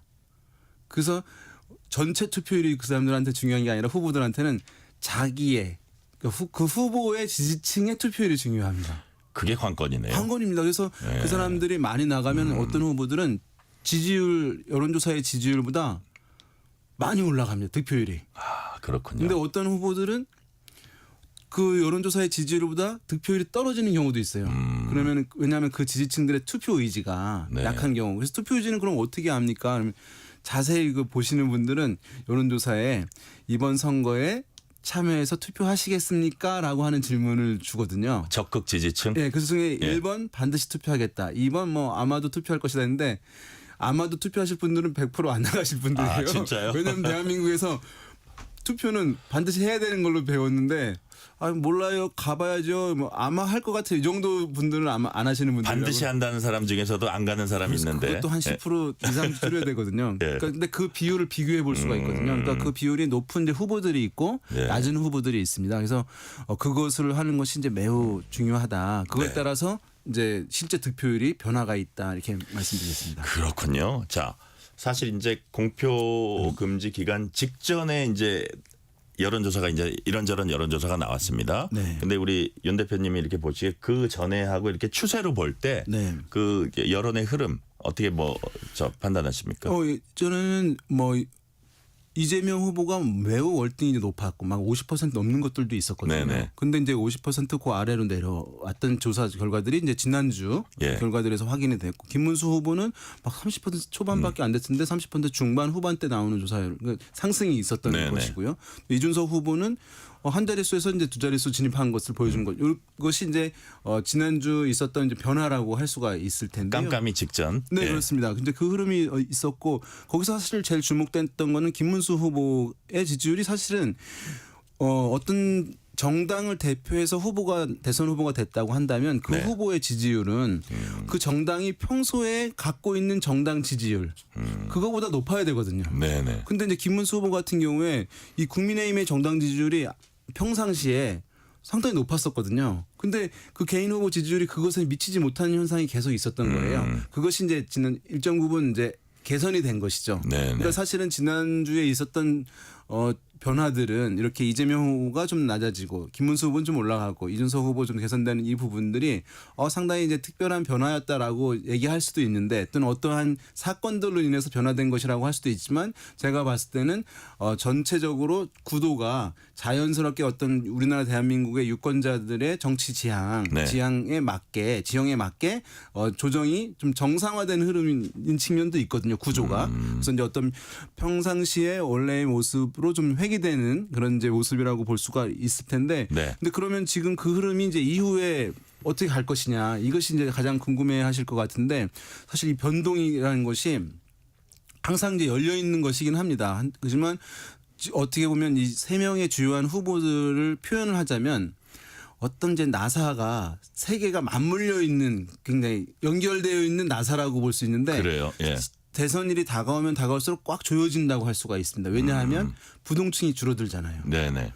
원래 변화가 있으려면 부동층 비율이 의미 있게 있어야 되거든요. 부동층이 줄어들고 그다음에 각 캠프들과 후보들이 최선을 다하거든요. 그러니까 뭐 우리가 진영이 총결집했다 막 하잖아요. 그러면은 어느 한쪽이 폭망하는 일은 적다. 맞습니다. 그러니까 지지율이 변화가 한 후보가 계속 혼자 올라갈 수는 없는 겁니다. 누군가 떨어져야지만 올라갈 수 있는 것이거든요. 그렇죠. 예, 근데 최선을 다하고 있는데 어딘가 떨어진다는 게 이게 흔한 일은 아니기 때문에 그래서 이후에 어떤 변동성은 여전히 있습니다만 변동폭은 좀 줄어들 수밖에 없는 형국이고 거기에 어제 오는 사전투표가 있었잖아요. 네네. 변동하려면 주체인 유권자가 있어야 되는데 유권자의 전체 투표하는 사람들 중에 한 40 가까이 해버렸잖아요. 네. 그러니까 남은 사람들이 그럼 변동성은 더 줄어든다. 더 줄어드는 특성이 과거에 사전 투표 없을 때보다 있을 때 이제 더 마지막에 줄어드는 특성이 거기에 있습니다. 그게 이제 선거에 임박해 갔을 때 생기는 현상이라는 말씀이시고요. 네, 그렇습니다. 그럼에도 불구하고 어떤 일들이 터지고 발생하고 하면 또 발생 여전히 있죠. 과거에 2011년 뭐 강원도지사 보궐선거 같은 경우에 보게 되면 그때 마지막 일주일 사이에 한 10%포인트 일리 격차 차이 났었는데 어떤 후보의 이제 불법 콜센터 사건이 대대적 보도가 됐었거든요. 그때는 뒤집어진 적이 있어요. 그러니까 그런 대형 악재가 발생하고 하면 또 변동할 가능성도 있는 것이죠. 네네. 자, 지금 이제 이 부분은 어떠세요? 가장 큰 변수로 꼽혔던 게 보수 진영 이제 단일화 부분인데 이거는 이제 사실상 물 건너갔다 이게 이제 지배적인 관측인데 그렇다면 이렇게 1등 달리고 있는 후보, 2등 달리고 있는 후보, 3등 달리고 있는 후보 그랬을 때 그 3등 후보를 향한 어떤 사표 방지 심리 때문에 그 부분 그런 것들이 이렇게 좀 표가 양쪽으로 나눠지고 이럴 가능성도 있습니까? 일단은 사표 방지라고 하면 단일화를 논의하는데 당선이 더 어려운 후보의 표가 빠져가지고 조금이라도 더 있는 후보한테 갈 수 있겠죠. 예, 그리고 조금 구체적으로 얘기하면 만약에 이준석 후보 표가 김문수 후보로도 가고 이재명 후보로도 가는 그런 효과. 그랬을 때 어느 쪽이 더 이익을 보고 덜 이익을 보고 이렇게 될 수도 있나요? 조사들이 있긴 한데 사실은 이제 엄밀하게 어떻게 그대로 반영되기는 어려운 측면이 있는데요.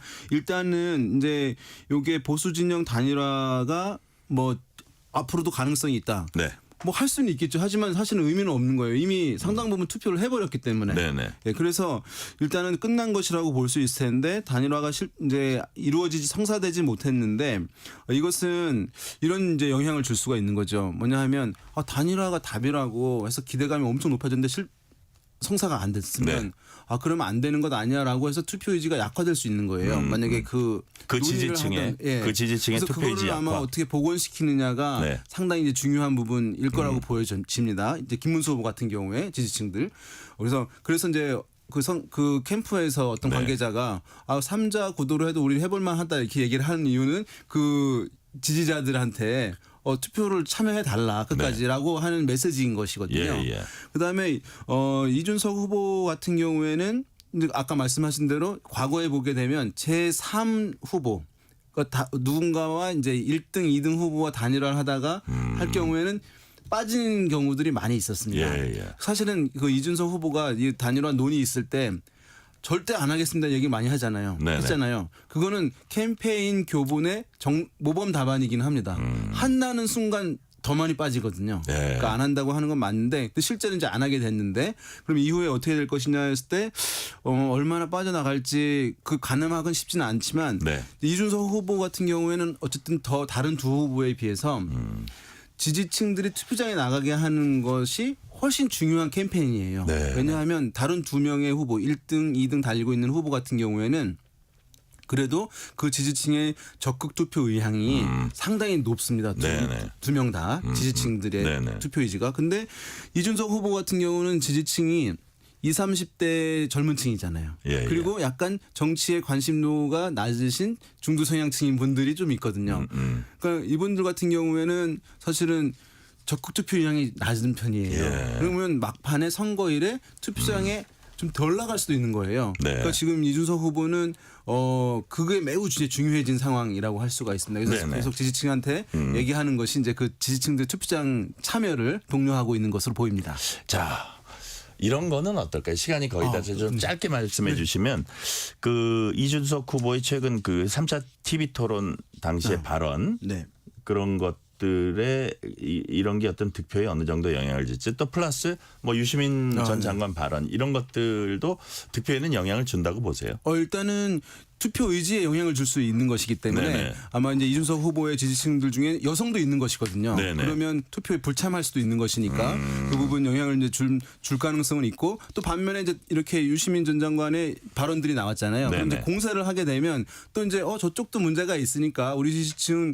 내가 문제가 있다 하더라도 나를 지지하는 것, 투표하는 것 별 문제 없어라고 하는 정당성을 또 부여하게 되는 부분도 있는 것이니까 네. 그게 아직 명쾌하게 잡히질 않을 것 않은 상황인데 그래서 지금 치열하게 그 얘기를 밀리지 않으려고 네네. 그러면 유권자들이 맞아 저쪽에도 문제가 있으니 나는 이 후보를 그냥 투표할 거야라고 하는 마음을 가져가려고 지금 그 논쟁의 캠페인을 강하게 하고 있는 것으로 보입니다. 그러니까요. 예. 자, 마지막 질문 드릴게요.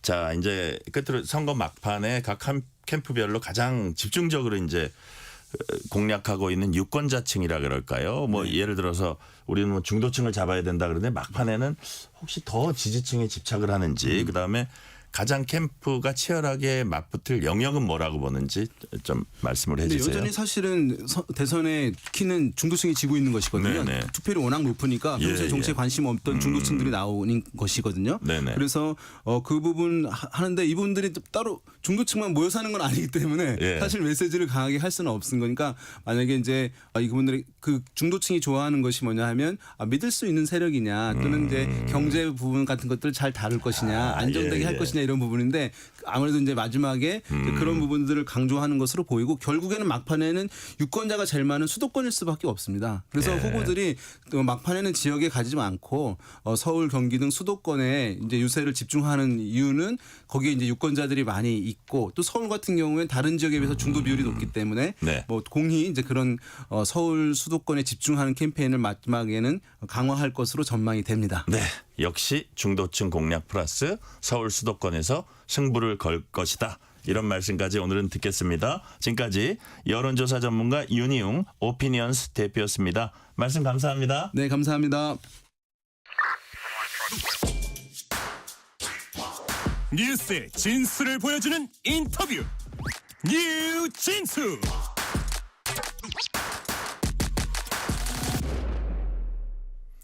최근 잇단 대규모 해킹 사태 여파로 개인정보 안전에 관한 우려가 커지고 있습니다. 특히 다크 웹으로 불리는 사이버 공간에서 유출된 개인정보들이 실제 거래되고 있는 걸로 알려졌습니다. 사이버 보안 전문가인 서울여대 정보보호학과 김명주 교수님과 얘기 나눠봅니다. 김명주 교수님 안녕하세요. 네, 안녕하세요. 네.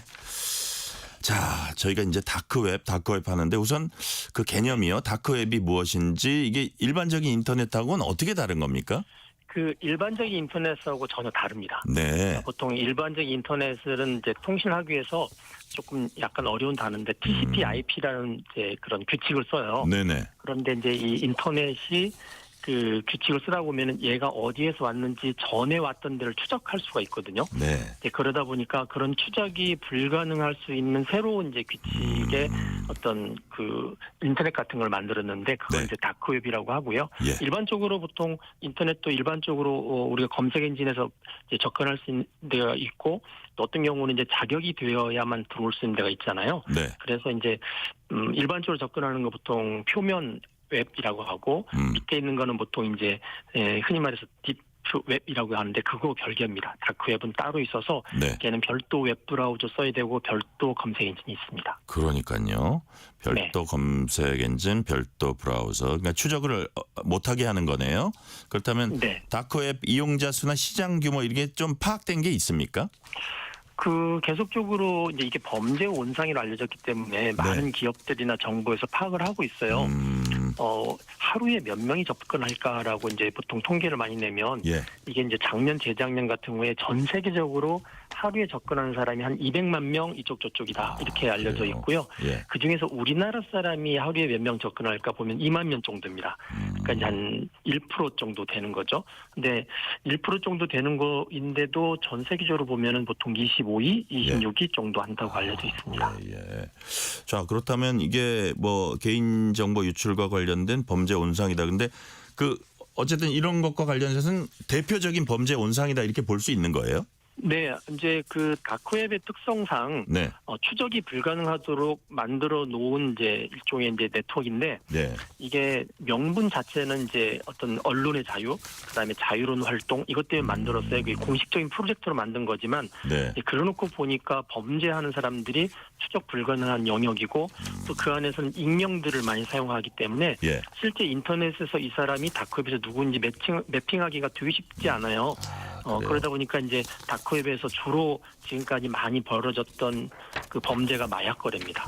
마약 거래, 음란물, 최근에는 이제 개인정보 이렇게 이런 부분들이 거래가 되고 있죠. 그렇군요. 자, 그러면 이번에 이제 많은 분들이 우려했던 SK텔레콤 해킹 사태와 연관지어서 좀 질문을 드려볼게요. 네. 이게 이제 피해 규모가 워낙 크다 보니까 많은 분들이 이번 해킹 목적이나 유출된 개인정보의 악용 가능성 이런 걸 이제 되게 우려하고 있거든요.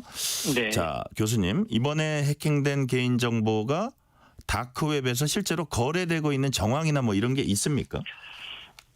실제로 이번에 이제 SK텔레콤에서 유출했던 부분들이 유심과 관련된 정보들이잖아요. 네. 근데 유심 안에 보면은 뭐 국제 그 가입자 식별번호나 단말기 번호나 가입자 전화번호, 인증키 이제 조금 좀 어려운 것들이 들어가 있는데 그래요. 이거를 딱 정확하게 찝어서 거래한다는 부분들은 아직까지는 보이지 않고 되게 이것만 사가지고는 범죄하는데 직접 쓰기가 쉽지 않아요. 네. 그래서 기존에 이제 다른 개인 정보랑 연결해서 써야만 이제 범죄들이 일어나기 때문에 현재로서는 이것만 판매합니다 이런 것보다는 네. 다른 것들이랑 연결돼서 판매되는 부분들이 있고요. 사실 그 다크웹상에서 한국 사람들의 개인 정보라고 팔고 있는 부분들이 네. 이제 통계 자료에 의하면 대략 한 5억 개 정도 됩니다. 4억 한 6천, 7천 정도 대단히 많죠. 네. 아, 그래요. 그러니까 이게 뭐 예를 들어서 우리가 확인할 수 있는 게시물이나 뭐 판매글이나 해커 움직임 이런 것들이 그렇게 명확하게 좀 파악되고 그런 거는 아니네요. 그러면? 네, 현재도 뭐 경찰청이나 검찰청에서도 예. 적극적으로 수사를 하고 있고요. 모니터링하고 있고 오래전부터 네. 그 안에 보시면 이제 개인정보 말고도 주로 이제 경찰에서 많이 하는 부분들은 마약입니다. 예, 마약 거래하는 부분들을 많이 하고 있고 실제 실적도 많이 나오고 있고요. 네. 그 안에 있는 개인정보를 보면 이제 깜짝깜짝 놀라는 게 있는데 예를 들면 예. 그 여권 있잖아요. 예. 여권 사본도 이렇게 판매하고 있고요.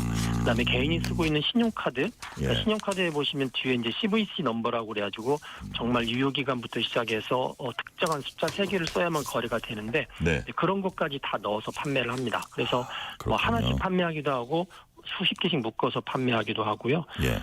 여러 가지 뭐 놀랄만한 사건들을 그 안에서 많이 볼 수가 있습니다. 그러니까요. 지금 좀 말씀을 해주셨는데 실제로 이제 국내 정보 보안 전문 업체 스텔스모 인텔리전스라는 데가 있네요. 여기에 따르면은 2월 기준 다크웹에 유출된 전 세계 개인 정보는 약 900억 건. 네, 근데 이 가운데 한국인 관련 정보는 4억 6천만 건 정도로 추산이 된다고 해요. 아니 네. 이런 집계를 어떻게 하는지 사실 좀 궁금한데 네. 이게 집계되는 게 정확한 겁니까? 예를 들어서 이게 집계하는 뭐 방식이 정확하지는 있겠죠? 않은데 일단 예. 검색을 하니까요. 예. 다크웹상에 들어가서 예. 이렇게 거래하고 있는 것들을 쭉 검색을 해서 이게 몇 개가 되는지 통계내는 자료들이 있거든요. 네. 그러니까 일종의 이제 검색 엔진처럼 다크웹 안에서 특정한 키워드, 그러니까 예를 들면 한국, 코리아 뭐 이런 것들을 넣어서 어떤 거래하는 형태의 글들을 쭉 모으면 이제 이런 식으로 나오는 거고요. 그 안에 네. 이제 주제별로 이제 따지면 아까처럼 뭐 신용카드 거래인지 아니면 개인정보 거래든지 아니면은 뭐 여권 사진 거래라든지 네. 그리고 최근에는 이제 무슨 어느 사이트 회사에 접근하기 위해서 보통 VPN이라는 걸 쓰는데 예. VPN 들어갈 수 있는 계좌번호 정보라든지 이런 것들을 이제 판매를 합니다. 자, 그러니까 판매 형태를 지금 말씀해 주셨는데 무슨 네. 뭐 신용카드, 여권 사진, 네. 그다음에 뭐 계좌 번호 뭐 이런 식으로 다 있습니다. 주소, 뭐 예. 주소, 생년월일 그 사람에 관한 이력 정보 아. 판매를 하는데 예. 주로 이제 개인정보 같은 경우는 한 사람당 얼마씩 이렇게 보통 받거든요. 예, 예. 그래서 뭐 10,000명 거다, 뭐 10만 명 거다 이렇게 하는데 보통 그 믿을 수 있는 경우는 한 사람 개인정보가 보통 500원에서 1,000원 정도 거래가 되고 있고요. 네, 네. 그리고 신용카드는 최근에 본인들이 해킹한 거는 보통 70에서 80불 우리 돈으로 한 10만 원 정도 하는데 네. 이게 이제 한 달이나 두 달이 지나면 2, 3만 원으로 떨어지거나 몇 개씩 묶어서 판매를 합니다. 네.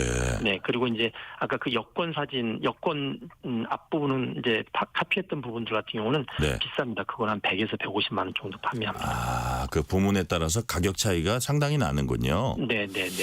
그래서 어쨌든 그 수량이 사람의 수가 많으면 뭐 당연히 더 돈을 많이 받는 거고 이제 그럴 것 같다는 네. 생각이 들고요.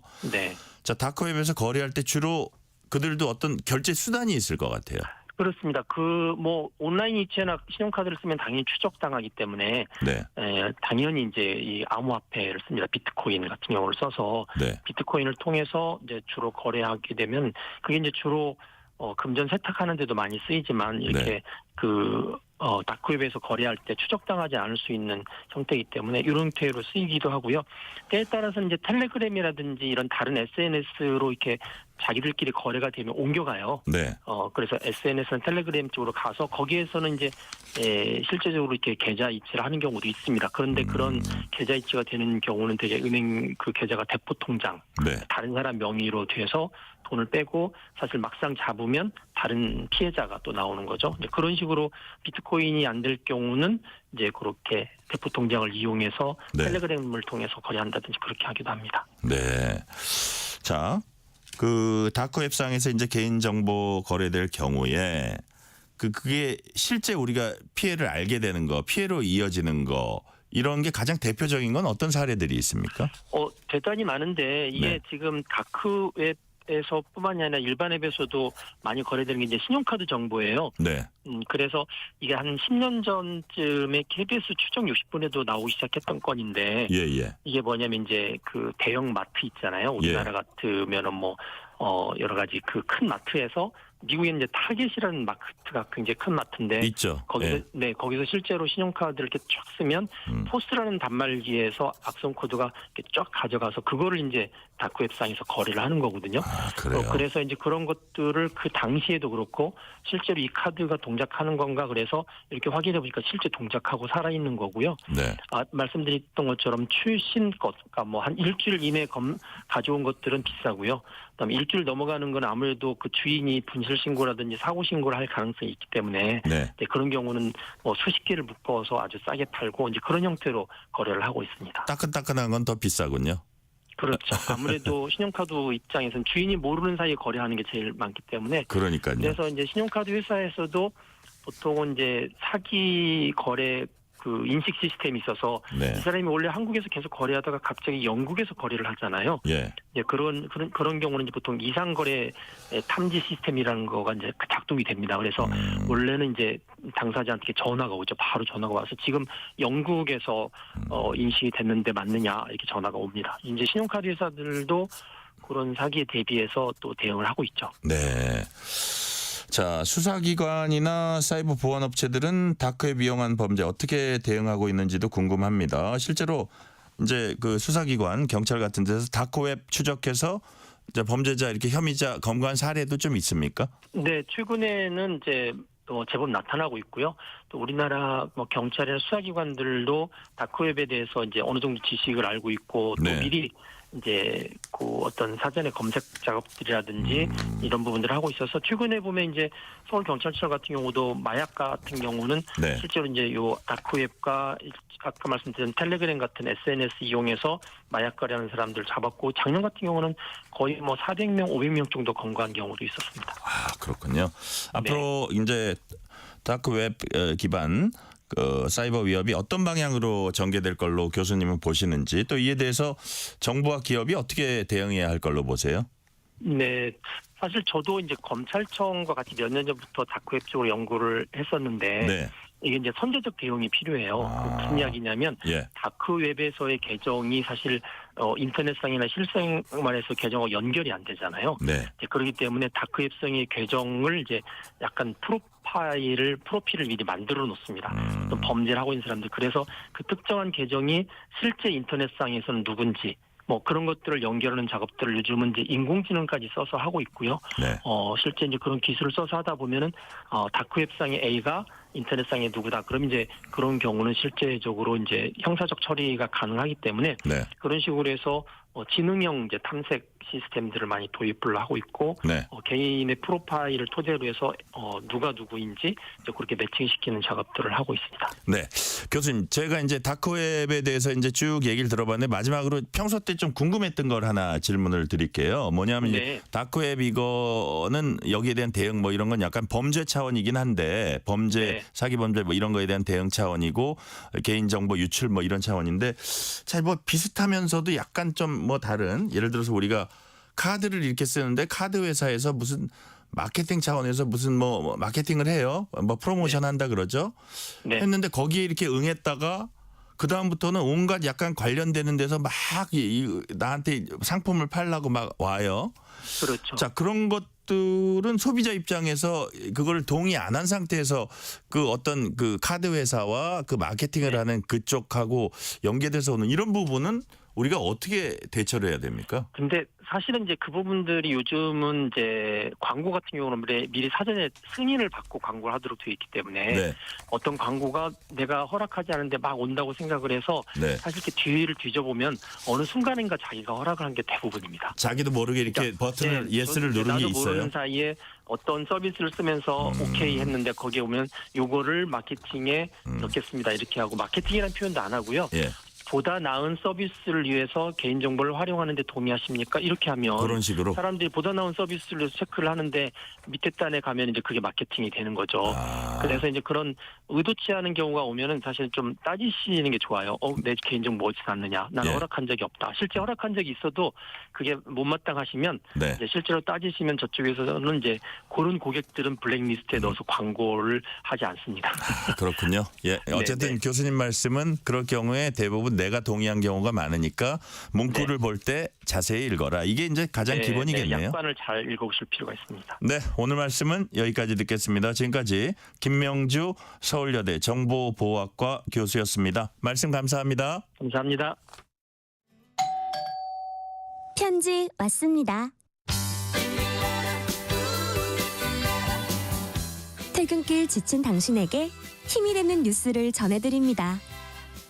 매일 저녁 당신과 함께 읽는 세상 이야기. KBS 1라디오 뉴스레터 K.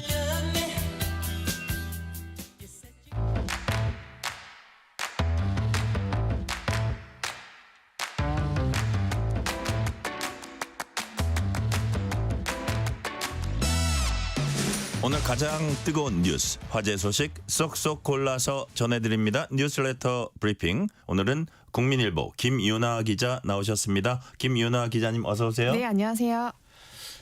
자, 첫 소식은 코로나입니다. 코로나19가 중국을 비롯한 동남아 국가에서 재확산될 조짐 보이고 있습니다. 지금 확산 속도가 염려스러울 정도라면서요. 네, 맞습니다. 오늘 의사집단행동중앙재난안전대책본부가 열렸는데요. 네. 이날 회의에서 코로나19 해외 확진자가 늘어나고 있다 이런 우려가 나왔습니다. 정부는 홍콩과 중국, 태국 등 인접한 일부 국가에서 이 코로나19 확진자가 증가하고 있어서 염려스러운 상황이다 이렇게 밝혔고요. 중대본에 따르면 홍콩 같은 경우에는 이달 11일부터 17일까지 코로나19 확진자가 977명이 나왔습니다. 네. 근데 지난해 여름 유행 정점이었을 때가 800명이 안 됐었거든요. 그런데 그걸 웃도는 상황이고요. 중국의 양성률 이것도 16%를 넘어섰습니다.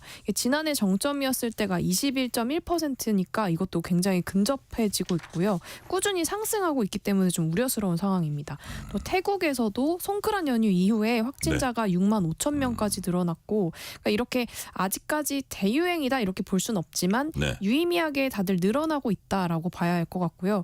지금 빠르게 늘어나고 있는 국가 중에 한 곳이 대만이거든요. 네. 대만은 뭐 한국인들이 많이 찾는 국가로 잘 알려져 그렇죠. 있죠. 그래서 뭐 올해 1월에만 그 11만 명의 한국인이 다녀갔을 정도로 한국인들의 왕래가 잦은 곳인데 코로나19 환자가 빠르게 늘어나면서 그 대만의 그 8월 초까지 환자가 171만 명에 달할 거다라는 전망까지 그 나온 상태입니다. 네.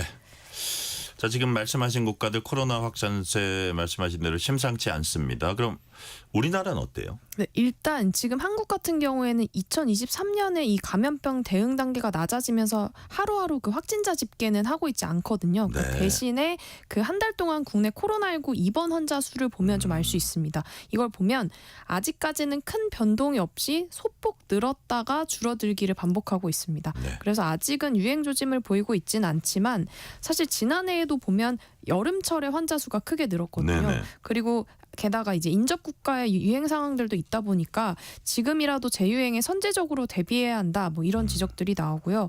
이렇다 보니까 방역 당국은 백신 접종을 강조하고 있습니다. 네. 특히 뭐 65세 이상 어르신이나 감염 취약 시설, 예를 들면 요양원 같은 곳에서 근무하는 경우들처럼 이런 취약한 사람들이 집단으로 모여 있는 경우에는 특히 백신 접종을 해야 한다 이렇게 강조를 하고 있는데요. 코로나19에 감염되면 중증으로 발전하거나 더 심한 경우에는 사망할 수도 있다 보니까 감염에 취약한 사람들은 이렇게 백신 접종만으로도 이걸 예방할 수 있다 이렇게 강조를 하고 있습니다. 네. 그래서 정부가 65세 이상 어르신을 비롯해서 코로나19 고위험군을 대상으로 백신 예방 접종 기한을 6월 30일까지 연장을 했는데요. 네. 그러니까 원래는 지난달 30일에 종료할 예정이었는데 백신 접종률이 오르고 있지 않고 있습니다.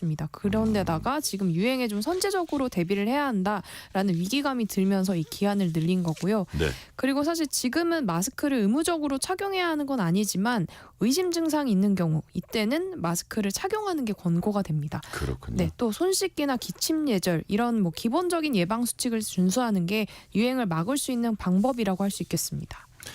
우리 김윤아 기자님은 지하철이나 이런 거 타게 되면 마스크 씁니까 안 씁니까? 저 지금은 쓰지 않고 있습니다. 그래요? 네. 네. 저는 엘리베이터에서도 써요. 아, 네. 예방 수칙을 철저히 하고 계시니까. 아니 왜냐하면 이게 매일 방송을 진행하니까 이제 목이나 이 몸에 이상이 있으면 안 되니까 예. 그렇게 하는 편인데 자 아까 여름철에 이제 급증한다 말씀하셨는데 유독 여름철에 이렇게 확산세랄까요? 이게 늘어나는 이유는 뭐예요? 네, 사실 뭐 호흡기 바이러스 하면은 겨울철에 많이 유행하는 걸로 잘 알려져 있는데요. 네. 그러니까 뭐 기온이 차다 보니까 호흡기 건강에 좋지 않은 환경이기 때문에 겨울에 보통 확진자가 늘어나는데 그런데 코로나19는 계절성이 없다는 게 특징입니다. 네네. 그럼에도 작년에는 여름에 특히 이 유행 규모가 늘어났었는데요. 그러니까 왜 그러냐면 여름철의 경우에는 여름 휴가철 맞아서 휴가철. 네, 해외여행도 워낙 많이 가고 이동도 그렇군요. 많이 하잖아요. 그렇다 보니까 외부에서 감염되는 경우도 늘어나고 있고 또 여름에는 실내에서 에어컨을 틀게 되는데 에어컨 켜져 있는 상황에서는 사실은 잘 환기를 하지 않게 되는 그렇죠. 거죠. 그렇기 때문에 바이러스가 계속 쌓일 수밖에 없는 조건이 돼서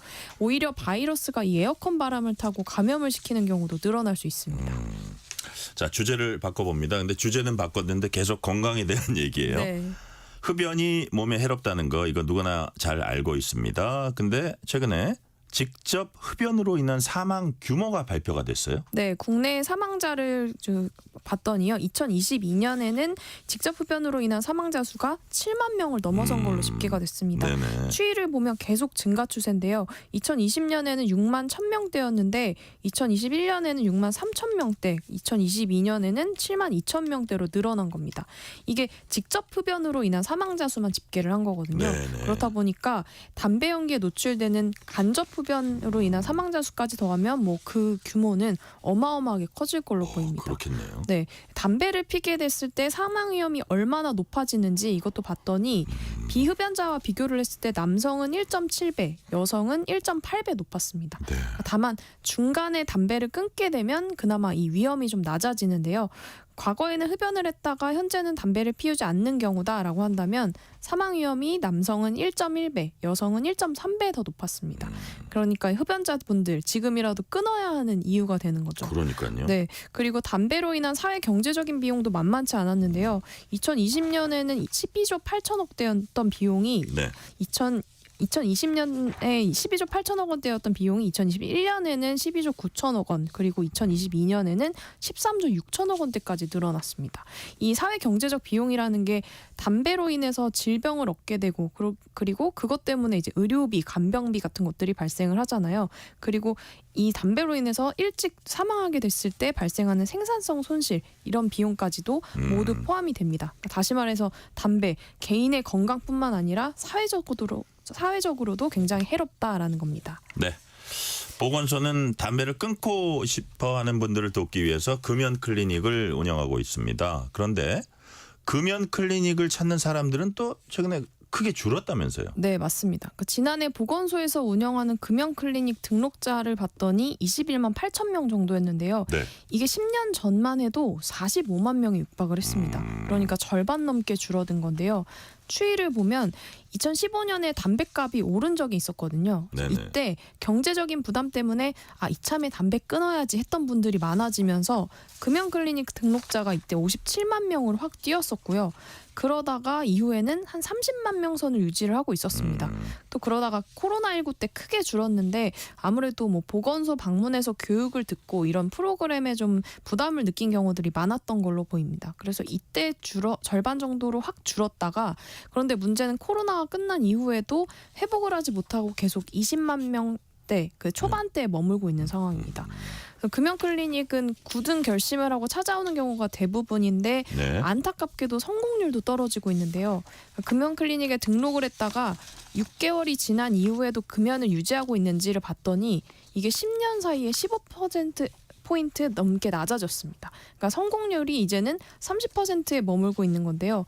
혼자서 끊는 건 훨씬 더 어렵다라는 뜻이겠고요. 그리고 금연을 시도하는 경우도 자체도 줄어들어서 금연 네. 시도율이 2016년 57.7%에서 2023년에는 48%로 줄었습니다. 한마디로 흡연자들의 금연 의지가 전보다 많이 약해졌다라고 볼 수 있습니다. 네. 각 지자체는 흡연 구역을 줄이는 방식으로 금연을 유도하고 있다고도 하는데, 이제 보니까 서울역 광장이요. 여기가 6월 1일 얼마 안 남았네요. 내일 모레네요. 네. 6월 1일부터 금연 구역이 된다고 해요? 네, 맞습니다. 그러니까 기차 타기 전에 광장에서 담배 태우는 분들 계시는데 네네. 앞으로는 서울역 광장과 인근 도로에서는 흡연이 금지가 됩니다. 네. 여기서 담배를 피면 10만 원의 과태료가 부과가 되고요. 오늘의 정보네. 오늘의 정보. 네, 예. 지난 3월부터 계도 기간이었고 6월 1일부터는 본격적으로 금연 부스가 지정이 되는데 네. 이 흡연 행위를 단속할 전담반도 꾸려집니다. 그래서 흡연을 하려는 사람은 한국철도공사가 운영하는 서울역 광장 내 흡연 부스에서만 흡연을 할 수 있습니다. 네. 호황기를 맞은 조선업이 수주 잔고 200조 원을 돌파할 거라는 기대가 나오고 있습니다. 그런데 최근 수주량은 다시 줄어들고 있어요? 네, 일단 수주 잔고 추이를 좀 보면요. 네. 국내 대형 조선사들의 수주 잔고가 올해 1분기 기준으로는 1,372억 달러, 그러니까 우리 돈으로 192조 원으로 집계가 됐습니다. 네. 200조 원 돌파를 눈앞에 두고 있는 건데요. 이 과거에 제일 높았을 때가 200조 원 수준이었으니까 그때 수준에 근접해진 겁니다. 네. 이 조선업이라는 게 20년에서 30년 주기로 호황과 불황이 반복이 되거든요. 그래서 호황기라고 불리는 슈퍼사이클에 지금 접어들었다라는 건데 문제는 선박 발주량이 현재 급감하고 있는 겁니다. 네. 국내 대형 조선사들이 기존의 수주한 물량으로 2028년까지는 가동을 할 수 있는데 지금 발주량이 줄어들다 보니까 2028년 이후에는 일감이 사라질 위기감이 좀 커지고 있는 상황이고요. 네. 그러니까 과거에는 이 슈퍼사이클 주기가 한 6년 정도 지속이 되었었거든요. 그래서 과거 패턴대로라면 한 2027년까지는 원래는 거뜬히 버텨내야 되는데 지난해 정점을 찍고 지금 다시 꺾이고 있는 상황입니다. 게다가 초호황기 정점일 때 기록한 발주량의 80%밖에 되지 않고 있어서 그 위기감이 좀 커지고 있는 상황입니다. 네, 시간이 거의 다 되긴 했는데 그 이유 짤막하게 좀 말씀해 주세요. 네, 선박 운임이 저렴해지고 있기 때문인데요. 네. 코로나19 기간 때 발주한 선박이 한꺼번에 쏟아져 나오다 보니까 운임이 낮아져서 선주들이 배를 추가할 이유가 없어진 겁니다. 아, 그렇군요.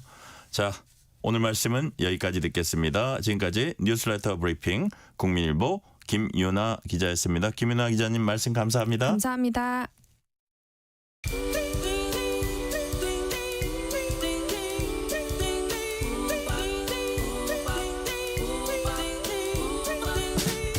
오늘 하루 뉴스를 정리해주는 다정한 편지 한 통. KBS 일라디오 뉴스레터 K.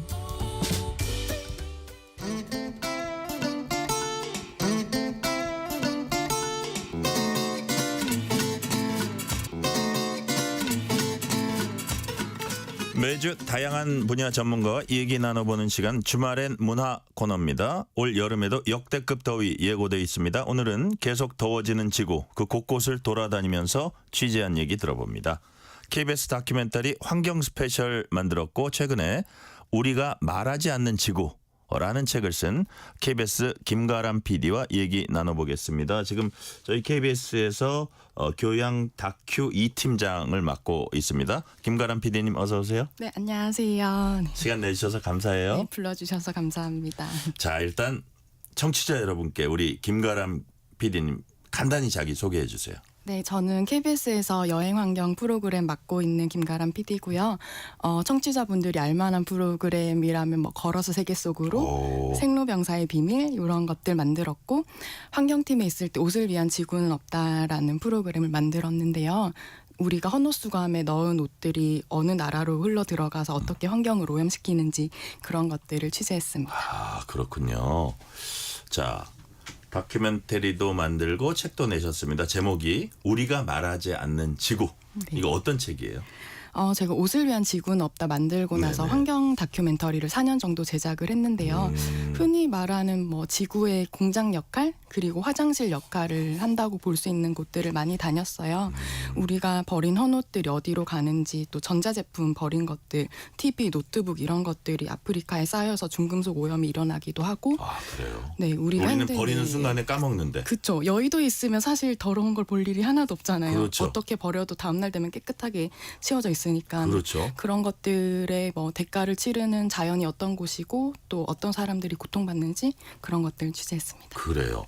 자, 제가 들어보니까 우리 김가람 PD님이 좀 유별난 구석도 있습니다. 원래는 어차피 지구는 망한다. 여행이나 실컷 다니고 소고기나 먹자. 이전에 이런 생각도 하셨던 얘기를 제가 들었는데 잠깐 언제부터 환경에 관심을 갖게 됐는지. 돼지고기보다 소고기를 더 좋아하시나 봐요. 소고기가 좀 더 환경적인 영향이 크긴 하고 그래서 그런가요? 맛있을수록 큰 것 같아요, 영향이. 맛있을수록. 네. 그래서 환경에 관심을 갖게 된 거는 꽤 됐습니까?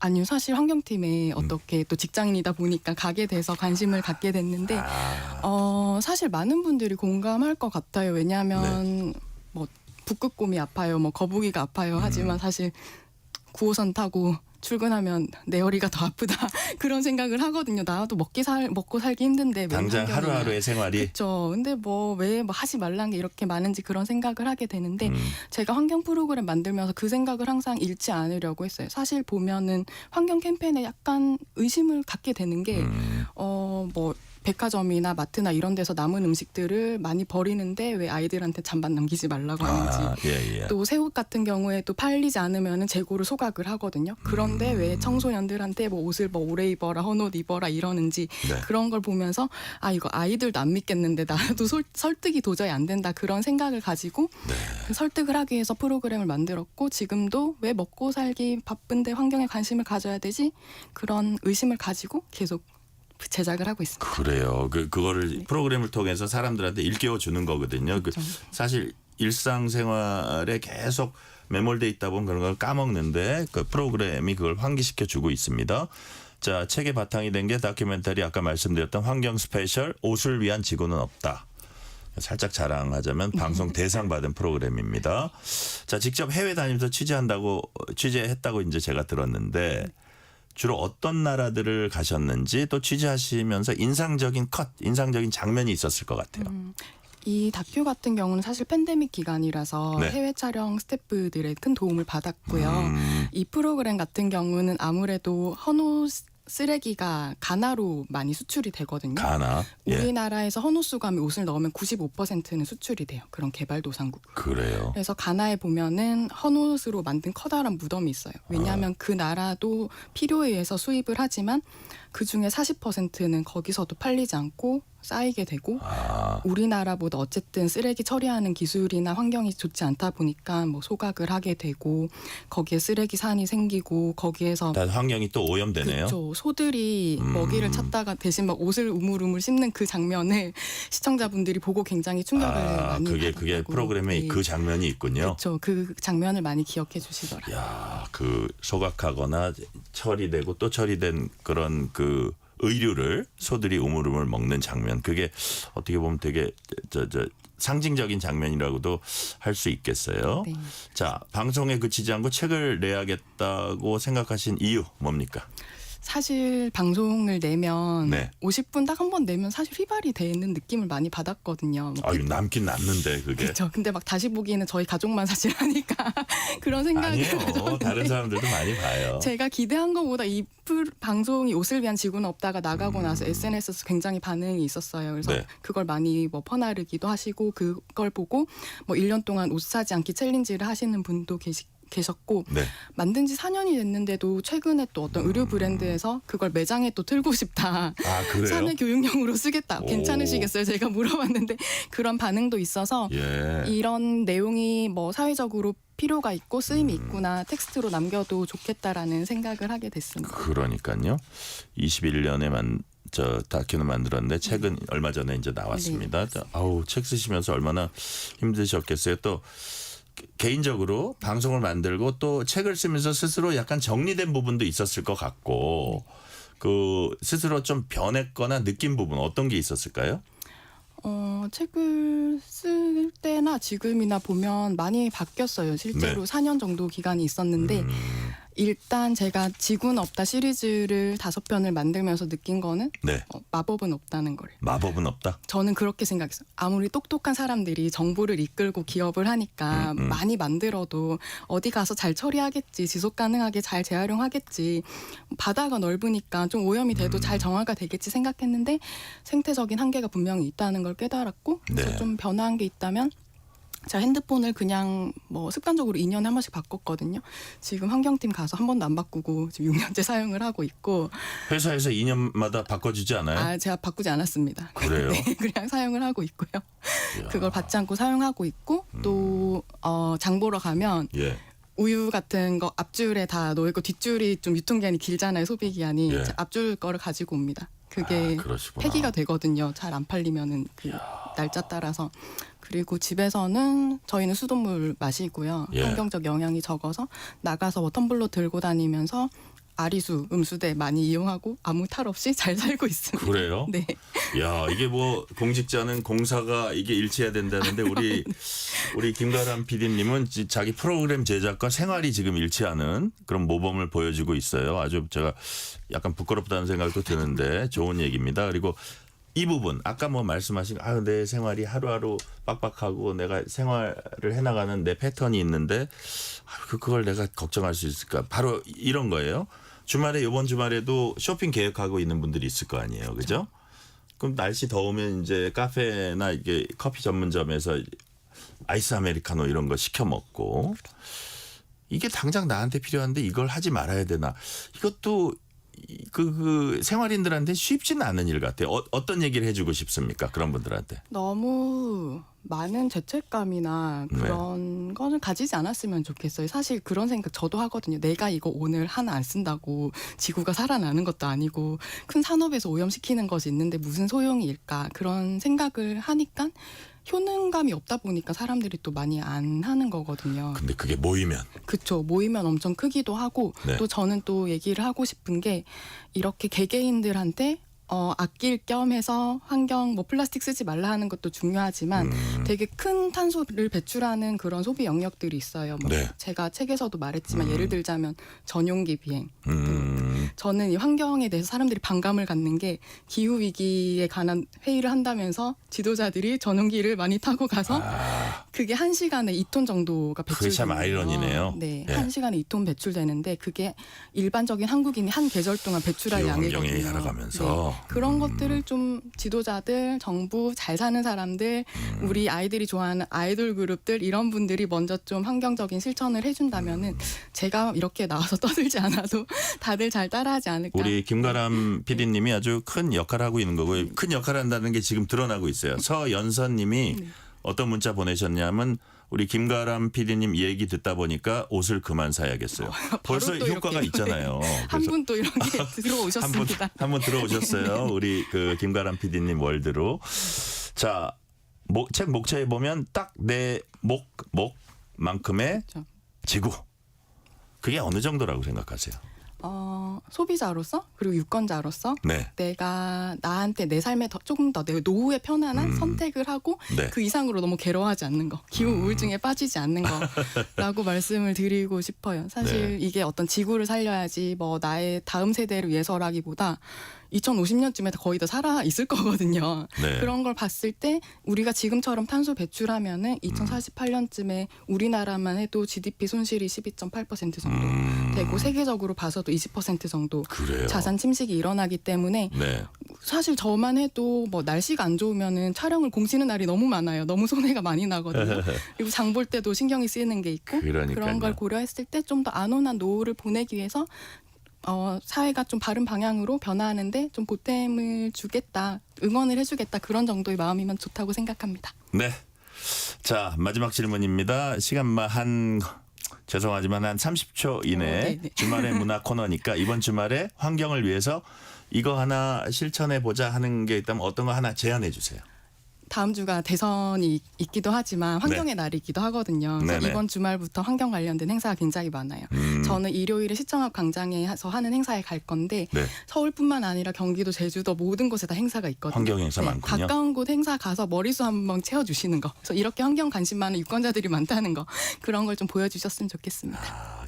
지금부터 막 시작되는 환경 행사에 좀 머리수 챙겨주고 같이 책임의식 느껴주셨으면 좋겠다는 말씀. 여기까지 말씀 듣겠습니다.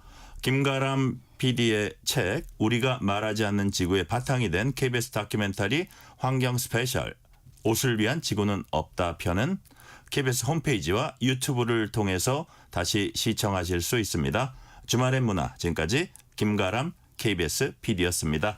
말씀 감사합니다. 감사합니다. 오늘 뉴스레터 K는 여기까지입니다. 커피 쿠폰 당첨자 명단은 뉴스레터 K 홈페이지 확인해 주시고요. 오늘도 함께해 주신 청취자 여러분 진심으로 감사드립니다. 지금까지 뉴스레터 K 전종철입니다.